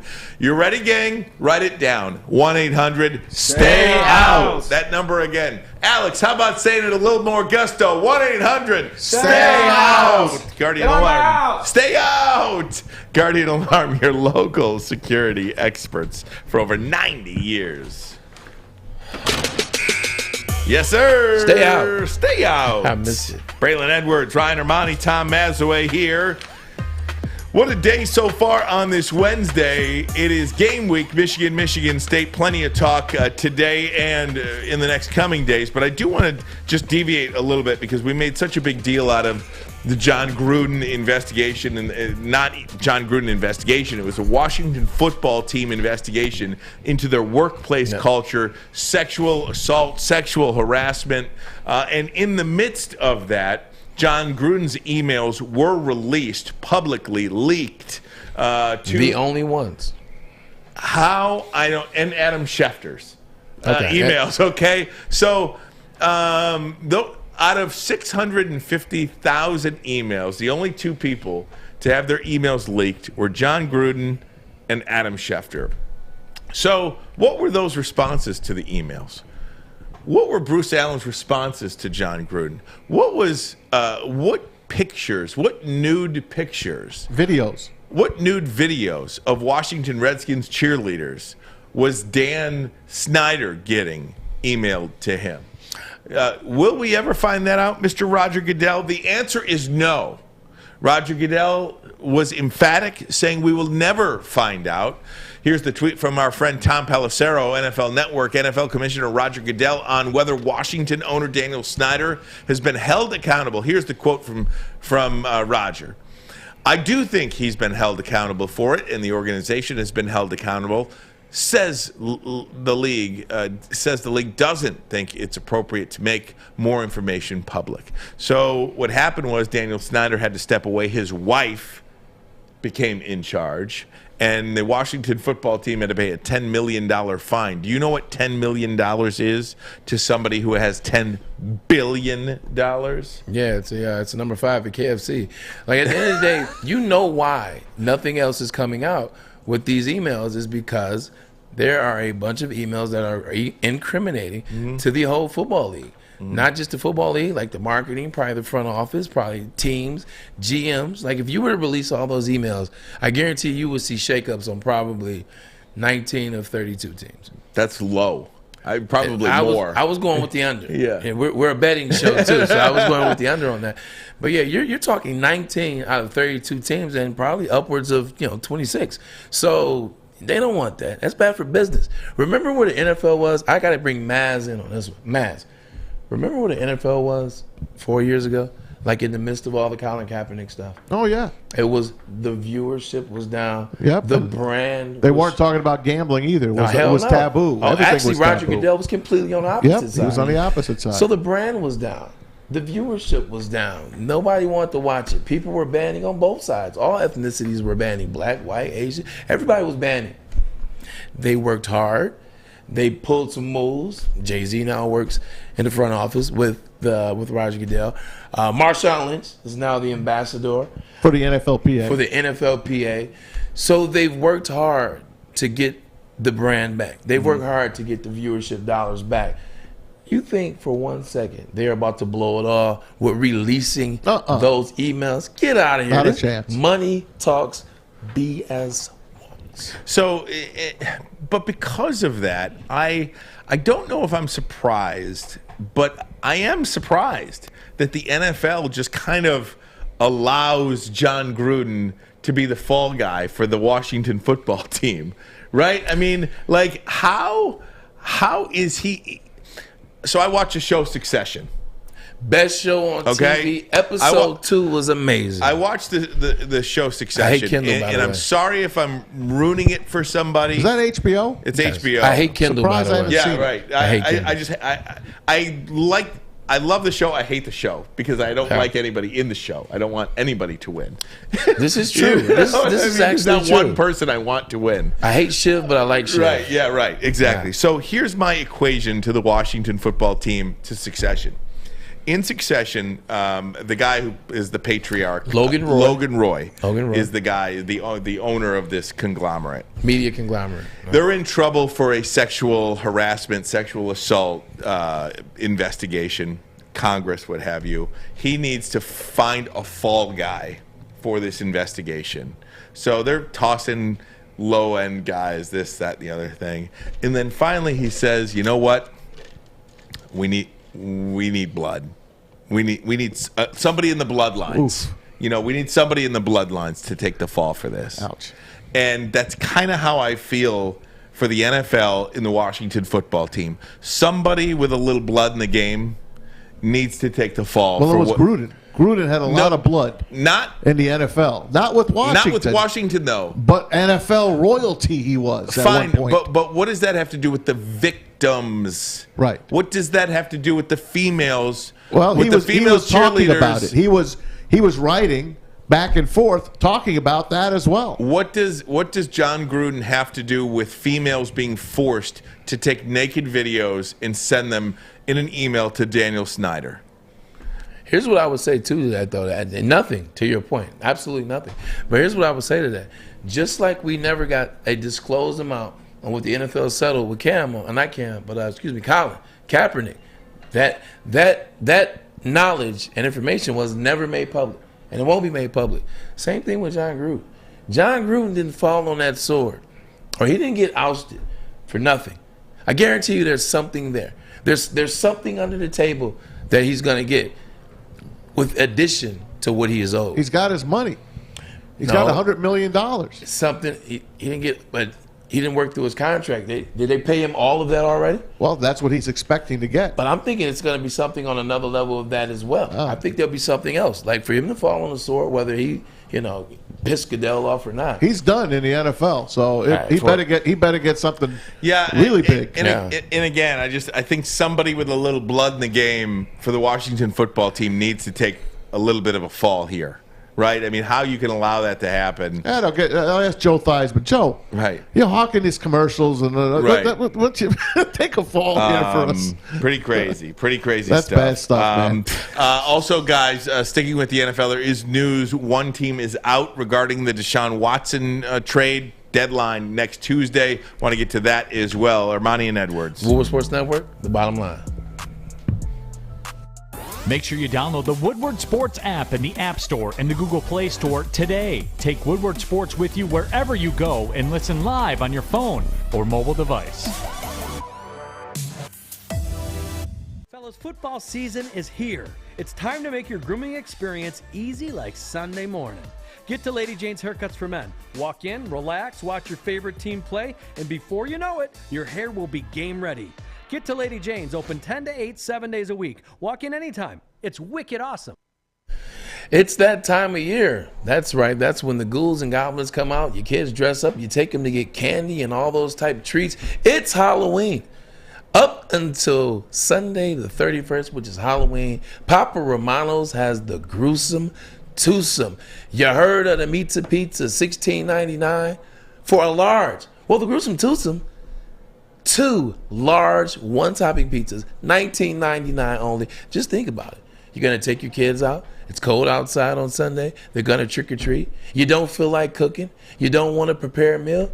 What do? You get 2 large pizzas, the gruesome twosome from Papa Romano's. Check it out right now, paparomanos.com.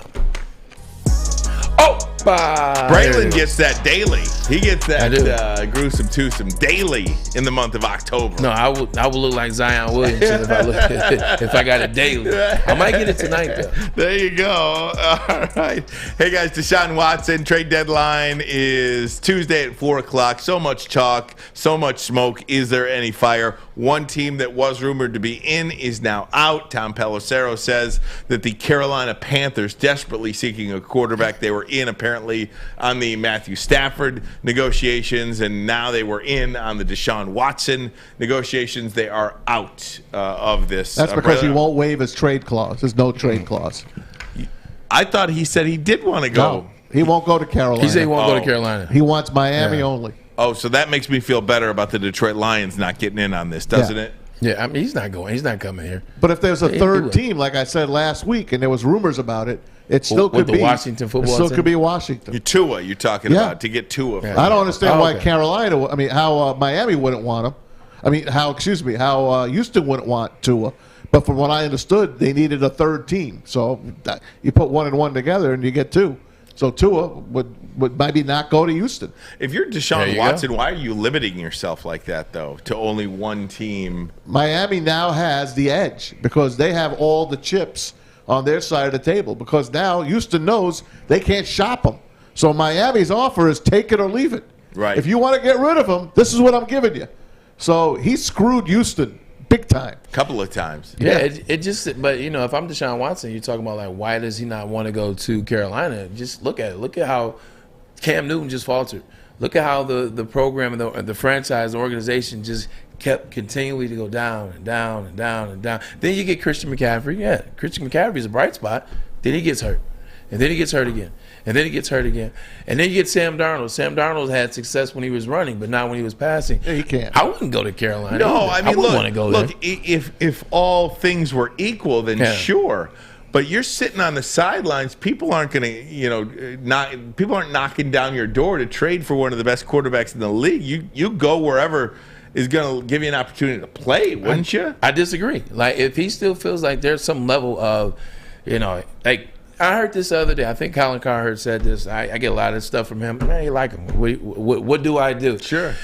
He was talking about the AB situation and how the league kind of, because he sat out that whole year, they didn't suspend him or they didn't penalize him when he came back and he played for the Bucs. Same thing with Deshaun. All these games that he missed, they're going to end up using like his probation or his penalization. So if that's the case, why am I going to limit myself and I've already served my time to go somewhere that's what happens. To jump at the bit? Yeah. I don't have to jump at the bit. I got enough money to just sit back, relax, continue to work out, let my lawyers take care of everything, get this down as much as you can, or have it absolved altogether. And then that way, I could play kind of somewhat where I may want to play. I'm not about to just go play somewhere to get out. You know what would be feel him. You know what would be the perfect place for Deshaun Watson to go after sitting out this year? And you go, you don't Pittsburgh? have to. Nope, you don't have to worry about anything in terms of those Miami girls down there. Green Bay. Wouldn't Deshaun Watson? Wouldn't that be the perfect spot for him to go to? Favre, Rodgers, Watson. They got love, man. I mean, my goodness. They got love. Trade him. Heard that casino had some nice. Never mind. I'm not even gonna say it. Sometimes you gotta catch yourself before it comes out. Oh, trust me. Story of my life. Gotta catch yourself. Sometimes you gotta catch yourself before it comes out. So I digress. I'm proud of myself. Moving right along. Hey, can I do this with you guys? A little NFL helmet hierarchy while we're sticking with the NFL because I'm all about that. This is all Maz. I think Maz was lathering up during this topic. He was all lathering up. Let's see it, Adam. He's been staring at you. All right, Alex. and I don't know why I keep calling you Adam. Here is the Maz, break this down for us. Can you see it up there? I can see it a little bit, sure. Well, the helmet, this is Pickin' Him on Instagram. So they've got their two favorite helmets on the top. They love the Vikings and they love the Eagles. They call those their top two. And then you got the pretty nice ones. And we're going to start with the Dolphins on the left, which it should not be there because the original Dolphins should be. The Chargers absolutely should be there. The Bills, Absolutely. I always did like the Bengals. Bengals helmet is one of the most underrated helmets in sports. When they went to those stripes and they went to Super Bowl 16 at the Silverdome, that was their first year wearing those stripes. Chris Collinsworth, right, and Ken Anderson. Yeah. The 49ers, classic. Can't change it. The Panthers, I love their colors. I don't know about the putting it up on the top there, but and the Saints absolutely belong up there. I Go to the average ones there. I have 3 questions as I'm staring at this chart. How do you not have the Cowboys higher? I'm not a Cowboys fan. Absolutely. But it's the Cowboys. Yep. How do you not have the Cowboys higher? 2, when the Denver Broncos changed their insignia and their logo and their uniforms, it was the best change in NFL history until the Seattle Seahawks changed theirs. How does Denver at least and pretty nice? And the last question, Baltimore Ravens, that black with the raven? Come on, man. Those are just my 3 questions. The Detroit Lions helmet is under the could be better tab. I will tell you, so when we do the pregame show downtown at Tin Roof. Yeah. Yep, Tin Roof, yep. Maz, you and I always walk into that sports store, which is next to the Tin Roof. We do. Where's my invite? We can't pick you up. Right. You guys ride together. Yeah, we ride together. I would pick you up, man. Maz goes so early. You're the smart one. You're not there yet. Don't do me like Jay does Joy. I still get there with 30 minutes to spare. Yes, I know. Right, he wants to pick me up at 8:30. No, I don't. Hell no. Hell no. It's cold So and go ahead. too early. Yes. Talk about your little store there. So here, this little store has the greatest version, and I wish I had a picture for you. Black one? No. Well, the black one is great too. Of the Lions helmets, it's got the blue Lions like in a chrome. It's a blue chrome. It's a blue chrome. Yes. With a white lion. Yeah. Helmet, and they also have does look good. They also have a white Lions helmet with the a blue lion, and they have a black Lions helmet with a blue lion. You want to talk about sexy? Yeah. I'd be all lathered up if the Lions went to a blue helmet. Now, do you know they can change their uniform next year? They have the option to tweak their uniforms. The last time they did that, you saw what they did. They did they got the all grays. They wore that. That's their color rush uniform. They got the blue pants they added. They were all white this year. They changed the numbers. They changed like the logo font. That was the last time. So we'll see if they change it this time with a whole new hierarchy there. Maybe they will. I hope they do, actually. I want the old lion back. I want the original Bubbles the Lions back. How do they go, Maz? No stripes around them. I just want the lion, just like this. Look. That's how the Lions look on every defensive play. That's it. Just a nice little lion, no stripes around him. He's got like 5 stripes around him, for crying out loud. Just put the old lion back on there and dumb it down back to the 1970s uniforms. They were beautiful. Look at Billy Sims in a Lions uniform and tell me that's not gorgeous. They didn't win anything in the 70s. They're not winning anything in the 2000s and 10s. So change it. Don't go backwards. Change it. You think Cleveland will learn that lesson? What would they should 12-team playoff in college football look like? Are we done with the helmets already? Yes. Okay. Yes. There he goes. Pulling the plug on me again. That's it. Pulled the plug on you. Read the room. He's had enough. Falcons is a good one. Just want to stop by, Maz. I just want to stop by. Falcons, go back to your red helmet. The Falcons, they should be a little higher. Go back to your red helmet, Falcons. Bill Fralick. Remember Bill Fralick, WrestleMania 2? Of course. How about William Andrews? Jesse Tuggle. William Andrews. Yeah. What would a 12-team playoff look like if there was one in college football? How awesome would this be? Show it to you next, Ermanni and Edwards. Woodward Sports Network, the bottom. Come on, Lions. Tony is a third-generation logger that has a simple, practical approach to life and work. That's why his Coast DX342 knife is perfect for him. The stainless steel blade is rust-resistant and made for all-weather use. And the double roll-lock safety ensures that it will never inadvertently close when he doesn't want it to. That's why Coast is trusted tough. Buddy, it's Maz for Legacy Partners Insurance. If you've got insurance and you haven't checked it in a while, you're probably paying too much and you probably don't have the coverage that you need. That's why you need an independent agent like Legacy Partners, a local agent that knows the local insurance market. Not only that, they shop for you because they get the carriers to compete for your business and your personal. If you need home or auto, they got 7 to 10 different carriers. If you need business or commercial, they shop 50 different carriers. So they do it for you, and it's free. 586-209-4106 or go online to legacypartnersins.com/Woodward Sports. Fill out the information. Someone from the team will call you back. Make sure you tell them the guys from the Bottom Line on Woodward Sports sent you. Hey, gang, couple of notes to tell you about here. Woodward Sports Friday Night Clash is here. Round 1 of the state playoffs. Big night, and it's the Battle of the Lakes. Walled Lake Western against White Lake Lakeland. It is Friday night at White Lake Lakeland High School, 7 p.m. Our coverage begins at 9 o'clock, I believe. Is it 9 o'clock? 7:30. No, 9 o'clock. Yeah, 9 o'clock. 9 o'clock, yeah. Facebook, YouTube, Twitter, Friday Night Clash, Woodward Sports, and the Prep. And then the next day, on Saturday, Woodward Sports is going to be live from East Lansing. Woodward Sports and Gypsy Vodka going to be at the Hopcat in East Lansing Saturday from 10 to noon. So you've got big noon Saturday, big noon kickoff. You've got ESPN College Game Day, Barstool Sports, and now Woodward Sports. We will be there in East Lansing, Hopcat in East Lansing, Saturday, 10 a.m. to noon. Who's going to take home the Paul Bunyan Trophy? My favorite drink, too, in the morning anyway. A Bloody Mary, special Bloody Mary. Gypsy vodka just sounds like a headache, and I never want to drink again type vodka. Gypsy vodka. Oh, I think it sounds great, and we love them here at Woodward Yeah, you go. Sports. Yeah, you go up to the Hopcat on Saturday and drink some of that Gypsy vodka. I guarantee I won't see you till Wednesday. All right. Fantastic stuff. Even I would drink Gypsy vodka.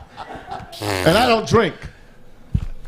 Oh, God. All right, go ahead and put that gasoline in your system. What? Lighter fluid.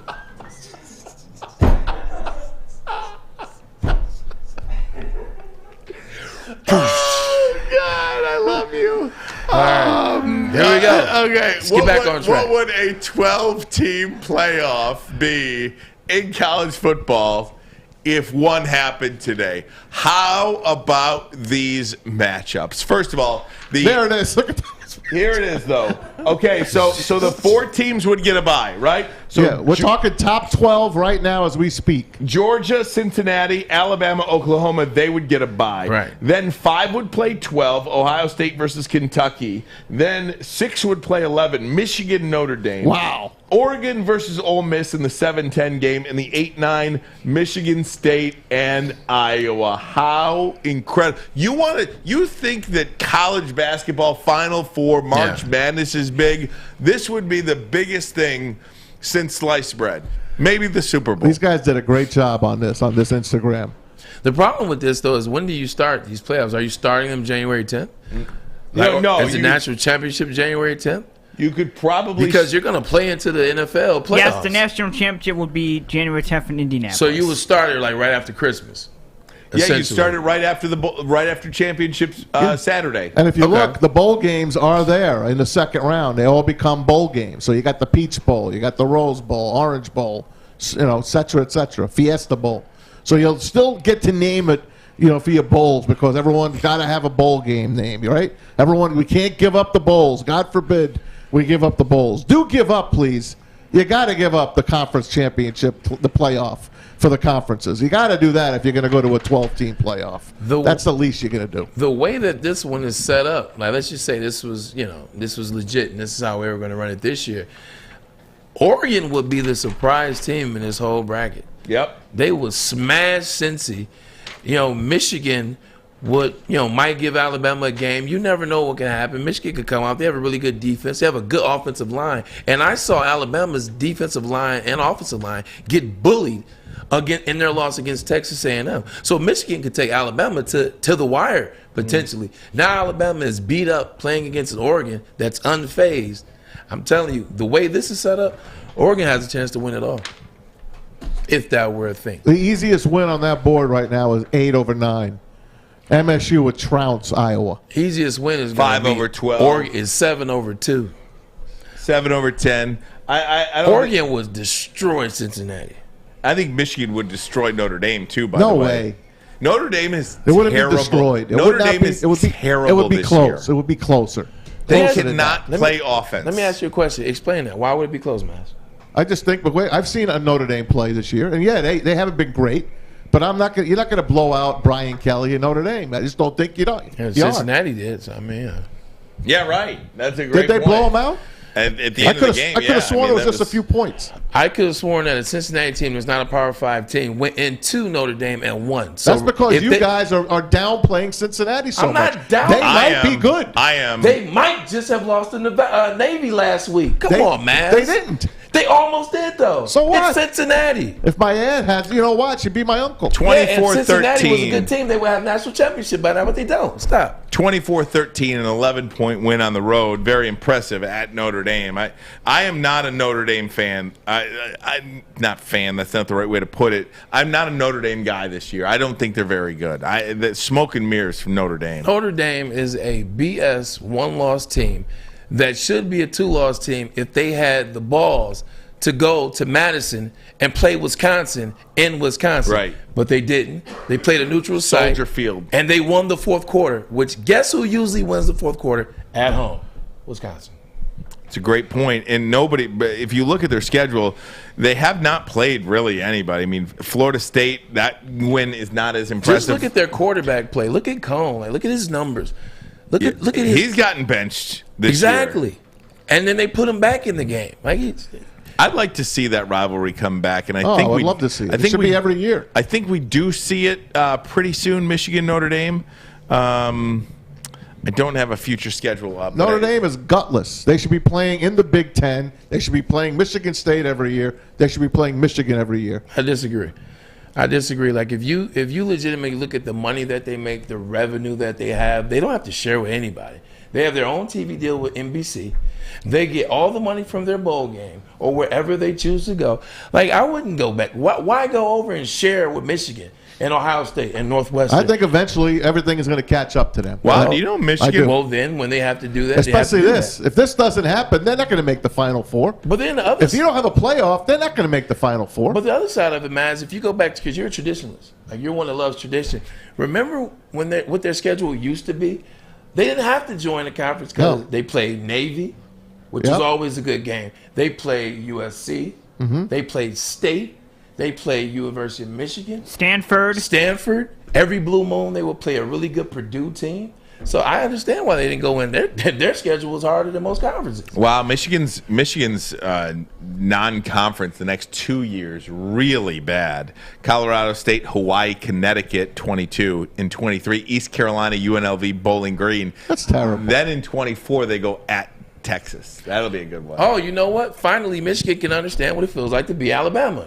Congratulations, No, Jesus I'm Christ! I'm not saying I don't. No. Yeah. I wasn't yelling at you. I was more so like just the Michigan, Alabama plays nobody. Like they play even in the end of the season, they're playing Little Sisters of the Blind. Right. Like, what are you doing? They do that midweek. That Louisiana mid-year, Monroe, that mid-year, Tulane, that mid-year tune-up. Citadel. Yeah, week 14, Texas Southern. Absolutely. Hey, guys, bottom line videos of the day coming up. And, of course, got to get a baseball prediction for Game 2 of the World Series. We'll do it next. Ermanni and Edwards. Woodward Sports Network, the bottom line.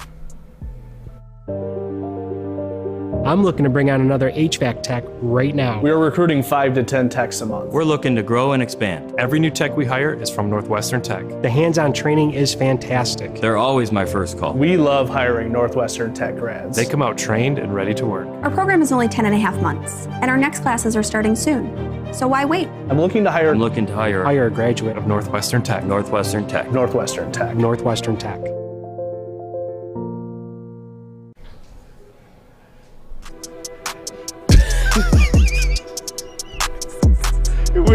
Look, let me tell you. So I'll fill you in on a little inside. Go ahead and give a little inside. Right. Let me give you a little inside radio today. So or whatever this is. So earlier today, if you can't tell, I am not on my game today. These guys are bringing me up like there's nobody's business. No, we're not. We're not. We're a team. We're good. We're equal parts. So I got here about 5 minutes before the show started. Like James Franklin. I'm like, what day is it? What are we talking about today? So my kid has bad asthma and had an allergy attack today. He is fine now, thankfully. Luke, we love him. But he had trouble breathing, so he took a little video, sent it to his pediatrician. His pediatrician was like, get him to the ER immediately. So got him to the ER, and then after a couple of breathing treatments and a steroid, he's fine. Kid's like brand new. Allergy attack, asthma attack. Apologize. 4 years old. Did his bench press go up? Yeah, right. Yeah, exactly, right? Give those to him when he's 18. See how it goes for him. But I was at the hospital with him today. Right. And I wasn't sure if I was going to be here. But, it worked out where he's fine. We got home in time. And my wife and I are both sitting there. We're like, I'm just going to go. She's like, yeah, why don't you go? Because I'm pacing around. What do I do? Do I stay home? What?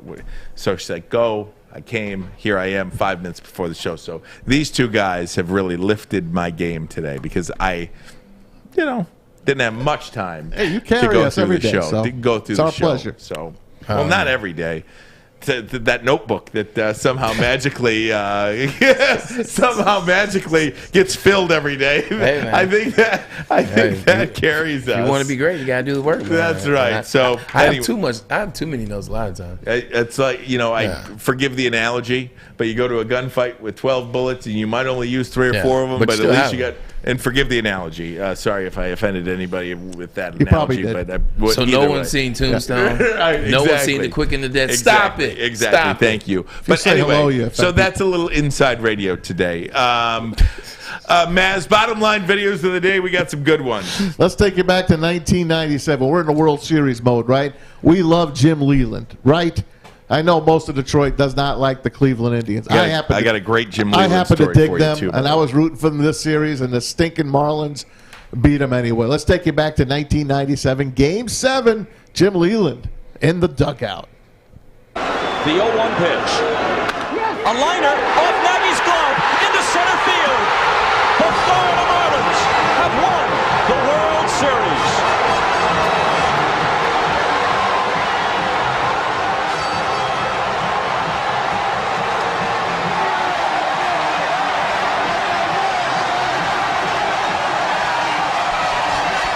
Look at Jim Leland. Look, just like he did when he won with the Tigers. So great. Look, he's looking for his family. He's looking for his family. He's pointing, just like he did here at Comerica. I love that guy. You want to hear a great Jim Leland story real quick? Obviously, people around here know. Younger. You know Bobby Bonilla was on that team? Yeah. Bobby Bonilla. Bobby Bonilla has the best sports contract of all time. Oh, yeah. He signed that deal. Bobby Bonilla signed a deal in 1995.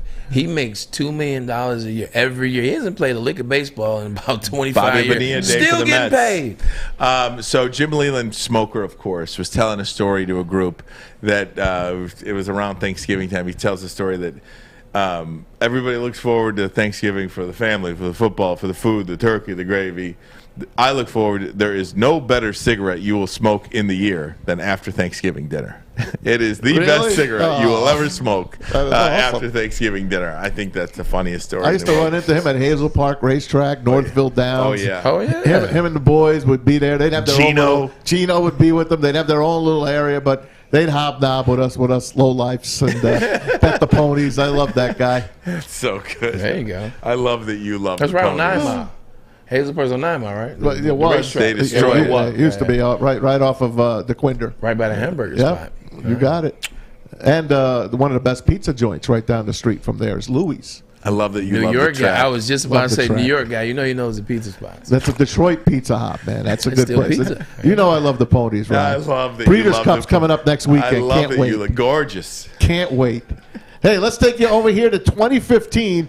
It's Georgia Tech, Florida State. Florida State's lining up to tie this game up. Excuse me, to win this game against Georgia Tech. But watch what happens.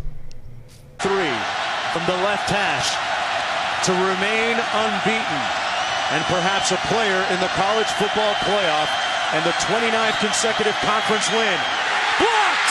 Snuffed! left, rubbed out, erased.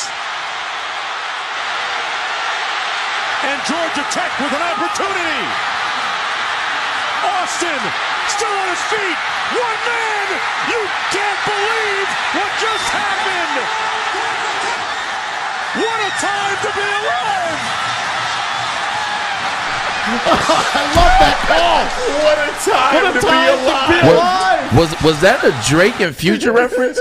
That was the name of Drake and Future's album. What a time to be alive, How man. awesome is that? Is that my man Dave Pash? God, I think it is. Might be, I'll tell you, that was one of the most impressive calls I think I've heard. Phenomenal. In your life. What about Vern Lundquist, the Tiger Woods? Oh, it was great, too. I was actually mad that you put a Georgia Tech highlight on. I was like, where is this going? Georgia Tech. But and check then you it get out. to the end. I'm glad I didn't say anything out loud. See? I'm glad I waited. I did that for Calvin, man. Oh, man, 21. That's it, Number baby. 21 at Georgia Tech. What Calvin a guy. Johnson. What a guy. This one, we go to high school football for this. Check out this linebacker. He times this play perfectly. Love Check it this. out, guys.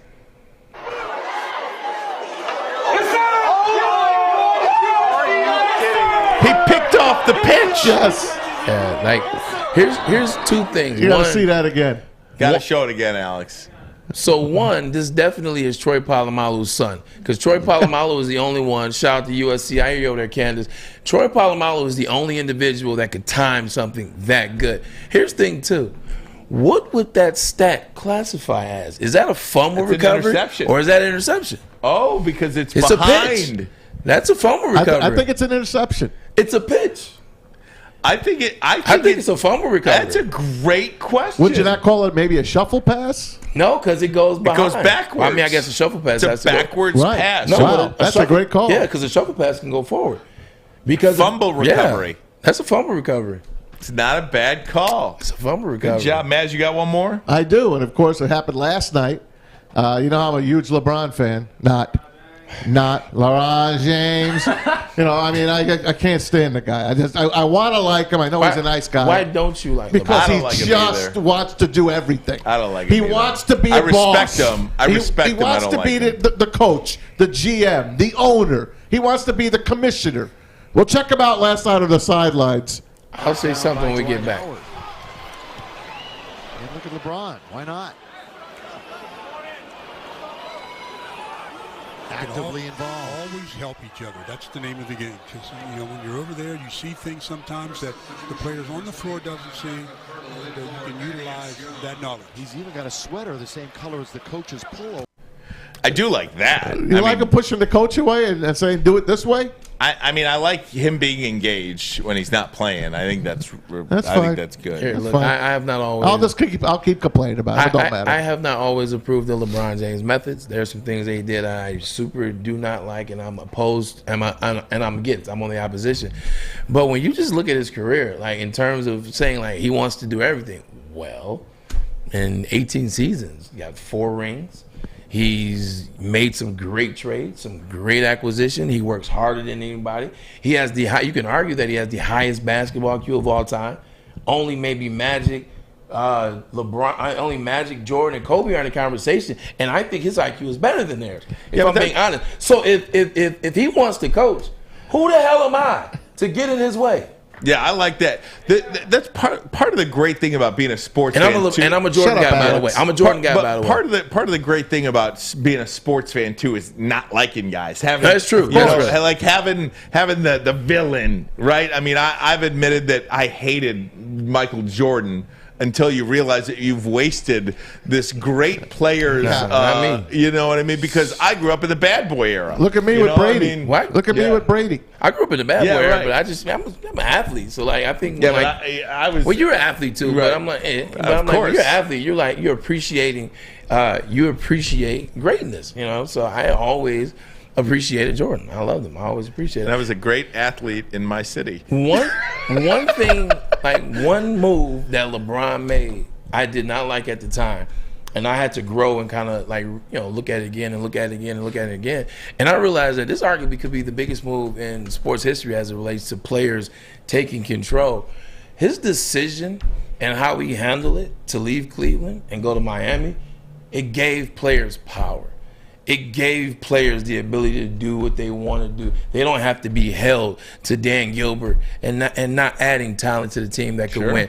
Like that decision, that resonated in all sports stuff. Look at Messi. He's a transcendent. That's what I'm saying. Look at Messi and what he did. And transcendent player. That will go down in history when people realize it later on in like 10, 20 years from now. That will go down as one of the biggest moments in sports history.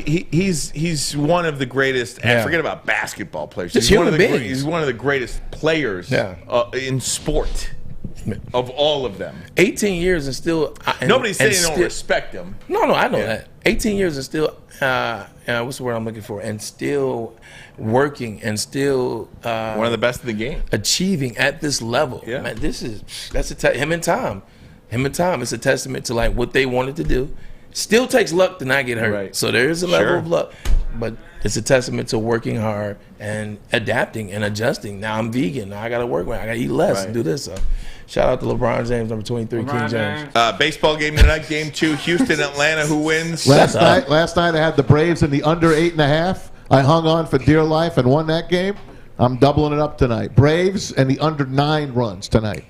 Yeah, I agree. I told you, me and Maz have been on the same team. Like I said, the Braves. I'm gonna do you a step further though. We said games. He said 7 games. I said 6 to 7.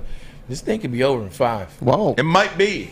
This thing could be over in 5. Things snowball quickly. This thing could be over in 5. And I do think momentum if they is real. win tonight, then they play one more in Houston, and they got 2. Then they have 2. No, they get 2 here, then 3. Oh, then yeah, 2. Yeah. So they can go home up 2-0 and wrap it up. That's what I meant. Fish, good effort out of you. Alex Mayer, great job today, as always. Thanks, Tom, Ryan. You guys rock. Thanks for picking me up today. I just said great job to you guys. No, I said thanks, Ryan, for coming in. Absolutely. Well, it's my job. Alex went the wrong way with it. I got it. Yeah. All right. Hey, Braylon, bring us home. Yo, this is The Bottom Line. This is what we do. Another great show in the books. Hey, check us out. Radio, Twitch, Twitter, Facebook, no longer, but we do have YouTube. We have so many outlets for you guys to be able to see us, viewers. It's fun. We have guests. We do it. We chill. We crack jokes. We don't take ourselves too serious. No, we laugh with each other, not at each other. But the information that we do provide, it is always logistical and by the books. Alex Mayer, love you, buddy. We're out of here. Woodward Sports Network, The Bottom Line. Not in there right now. And here's Henny to throw. He's going deep, right side. Oh, that is Edwards out there. He goes up in the air at the goal line, and he's got it for a touchdown. He took it away from Jaron Hayes. 6:12 to go, Jim, and they're only down by 8, 27-19, pending the extra point.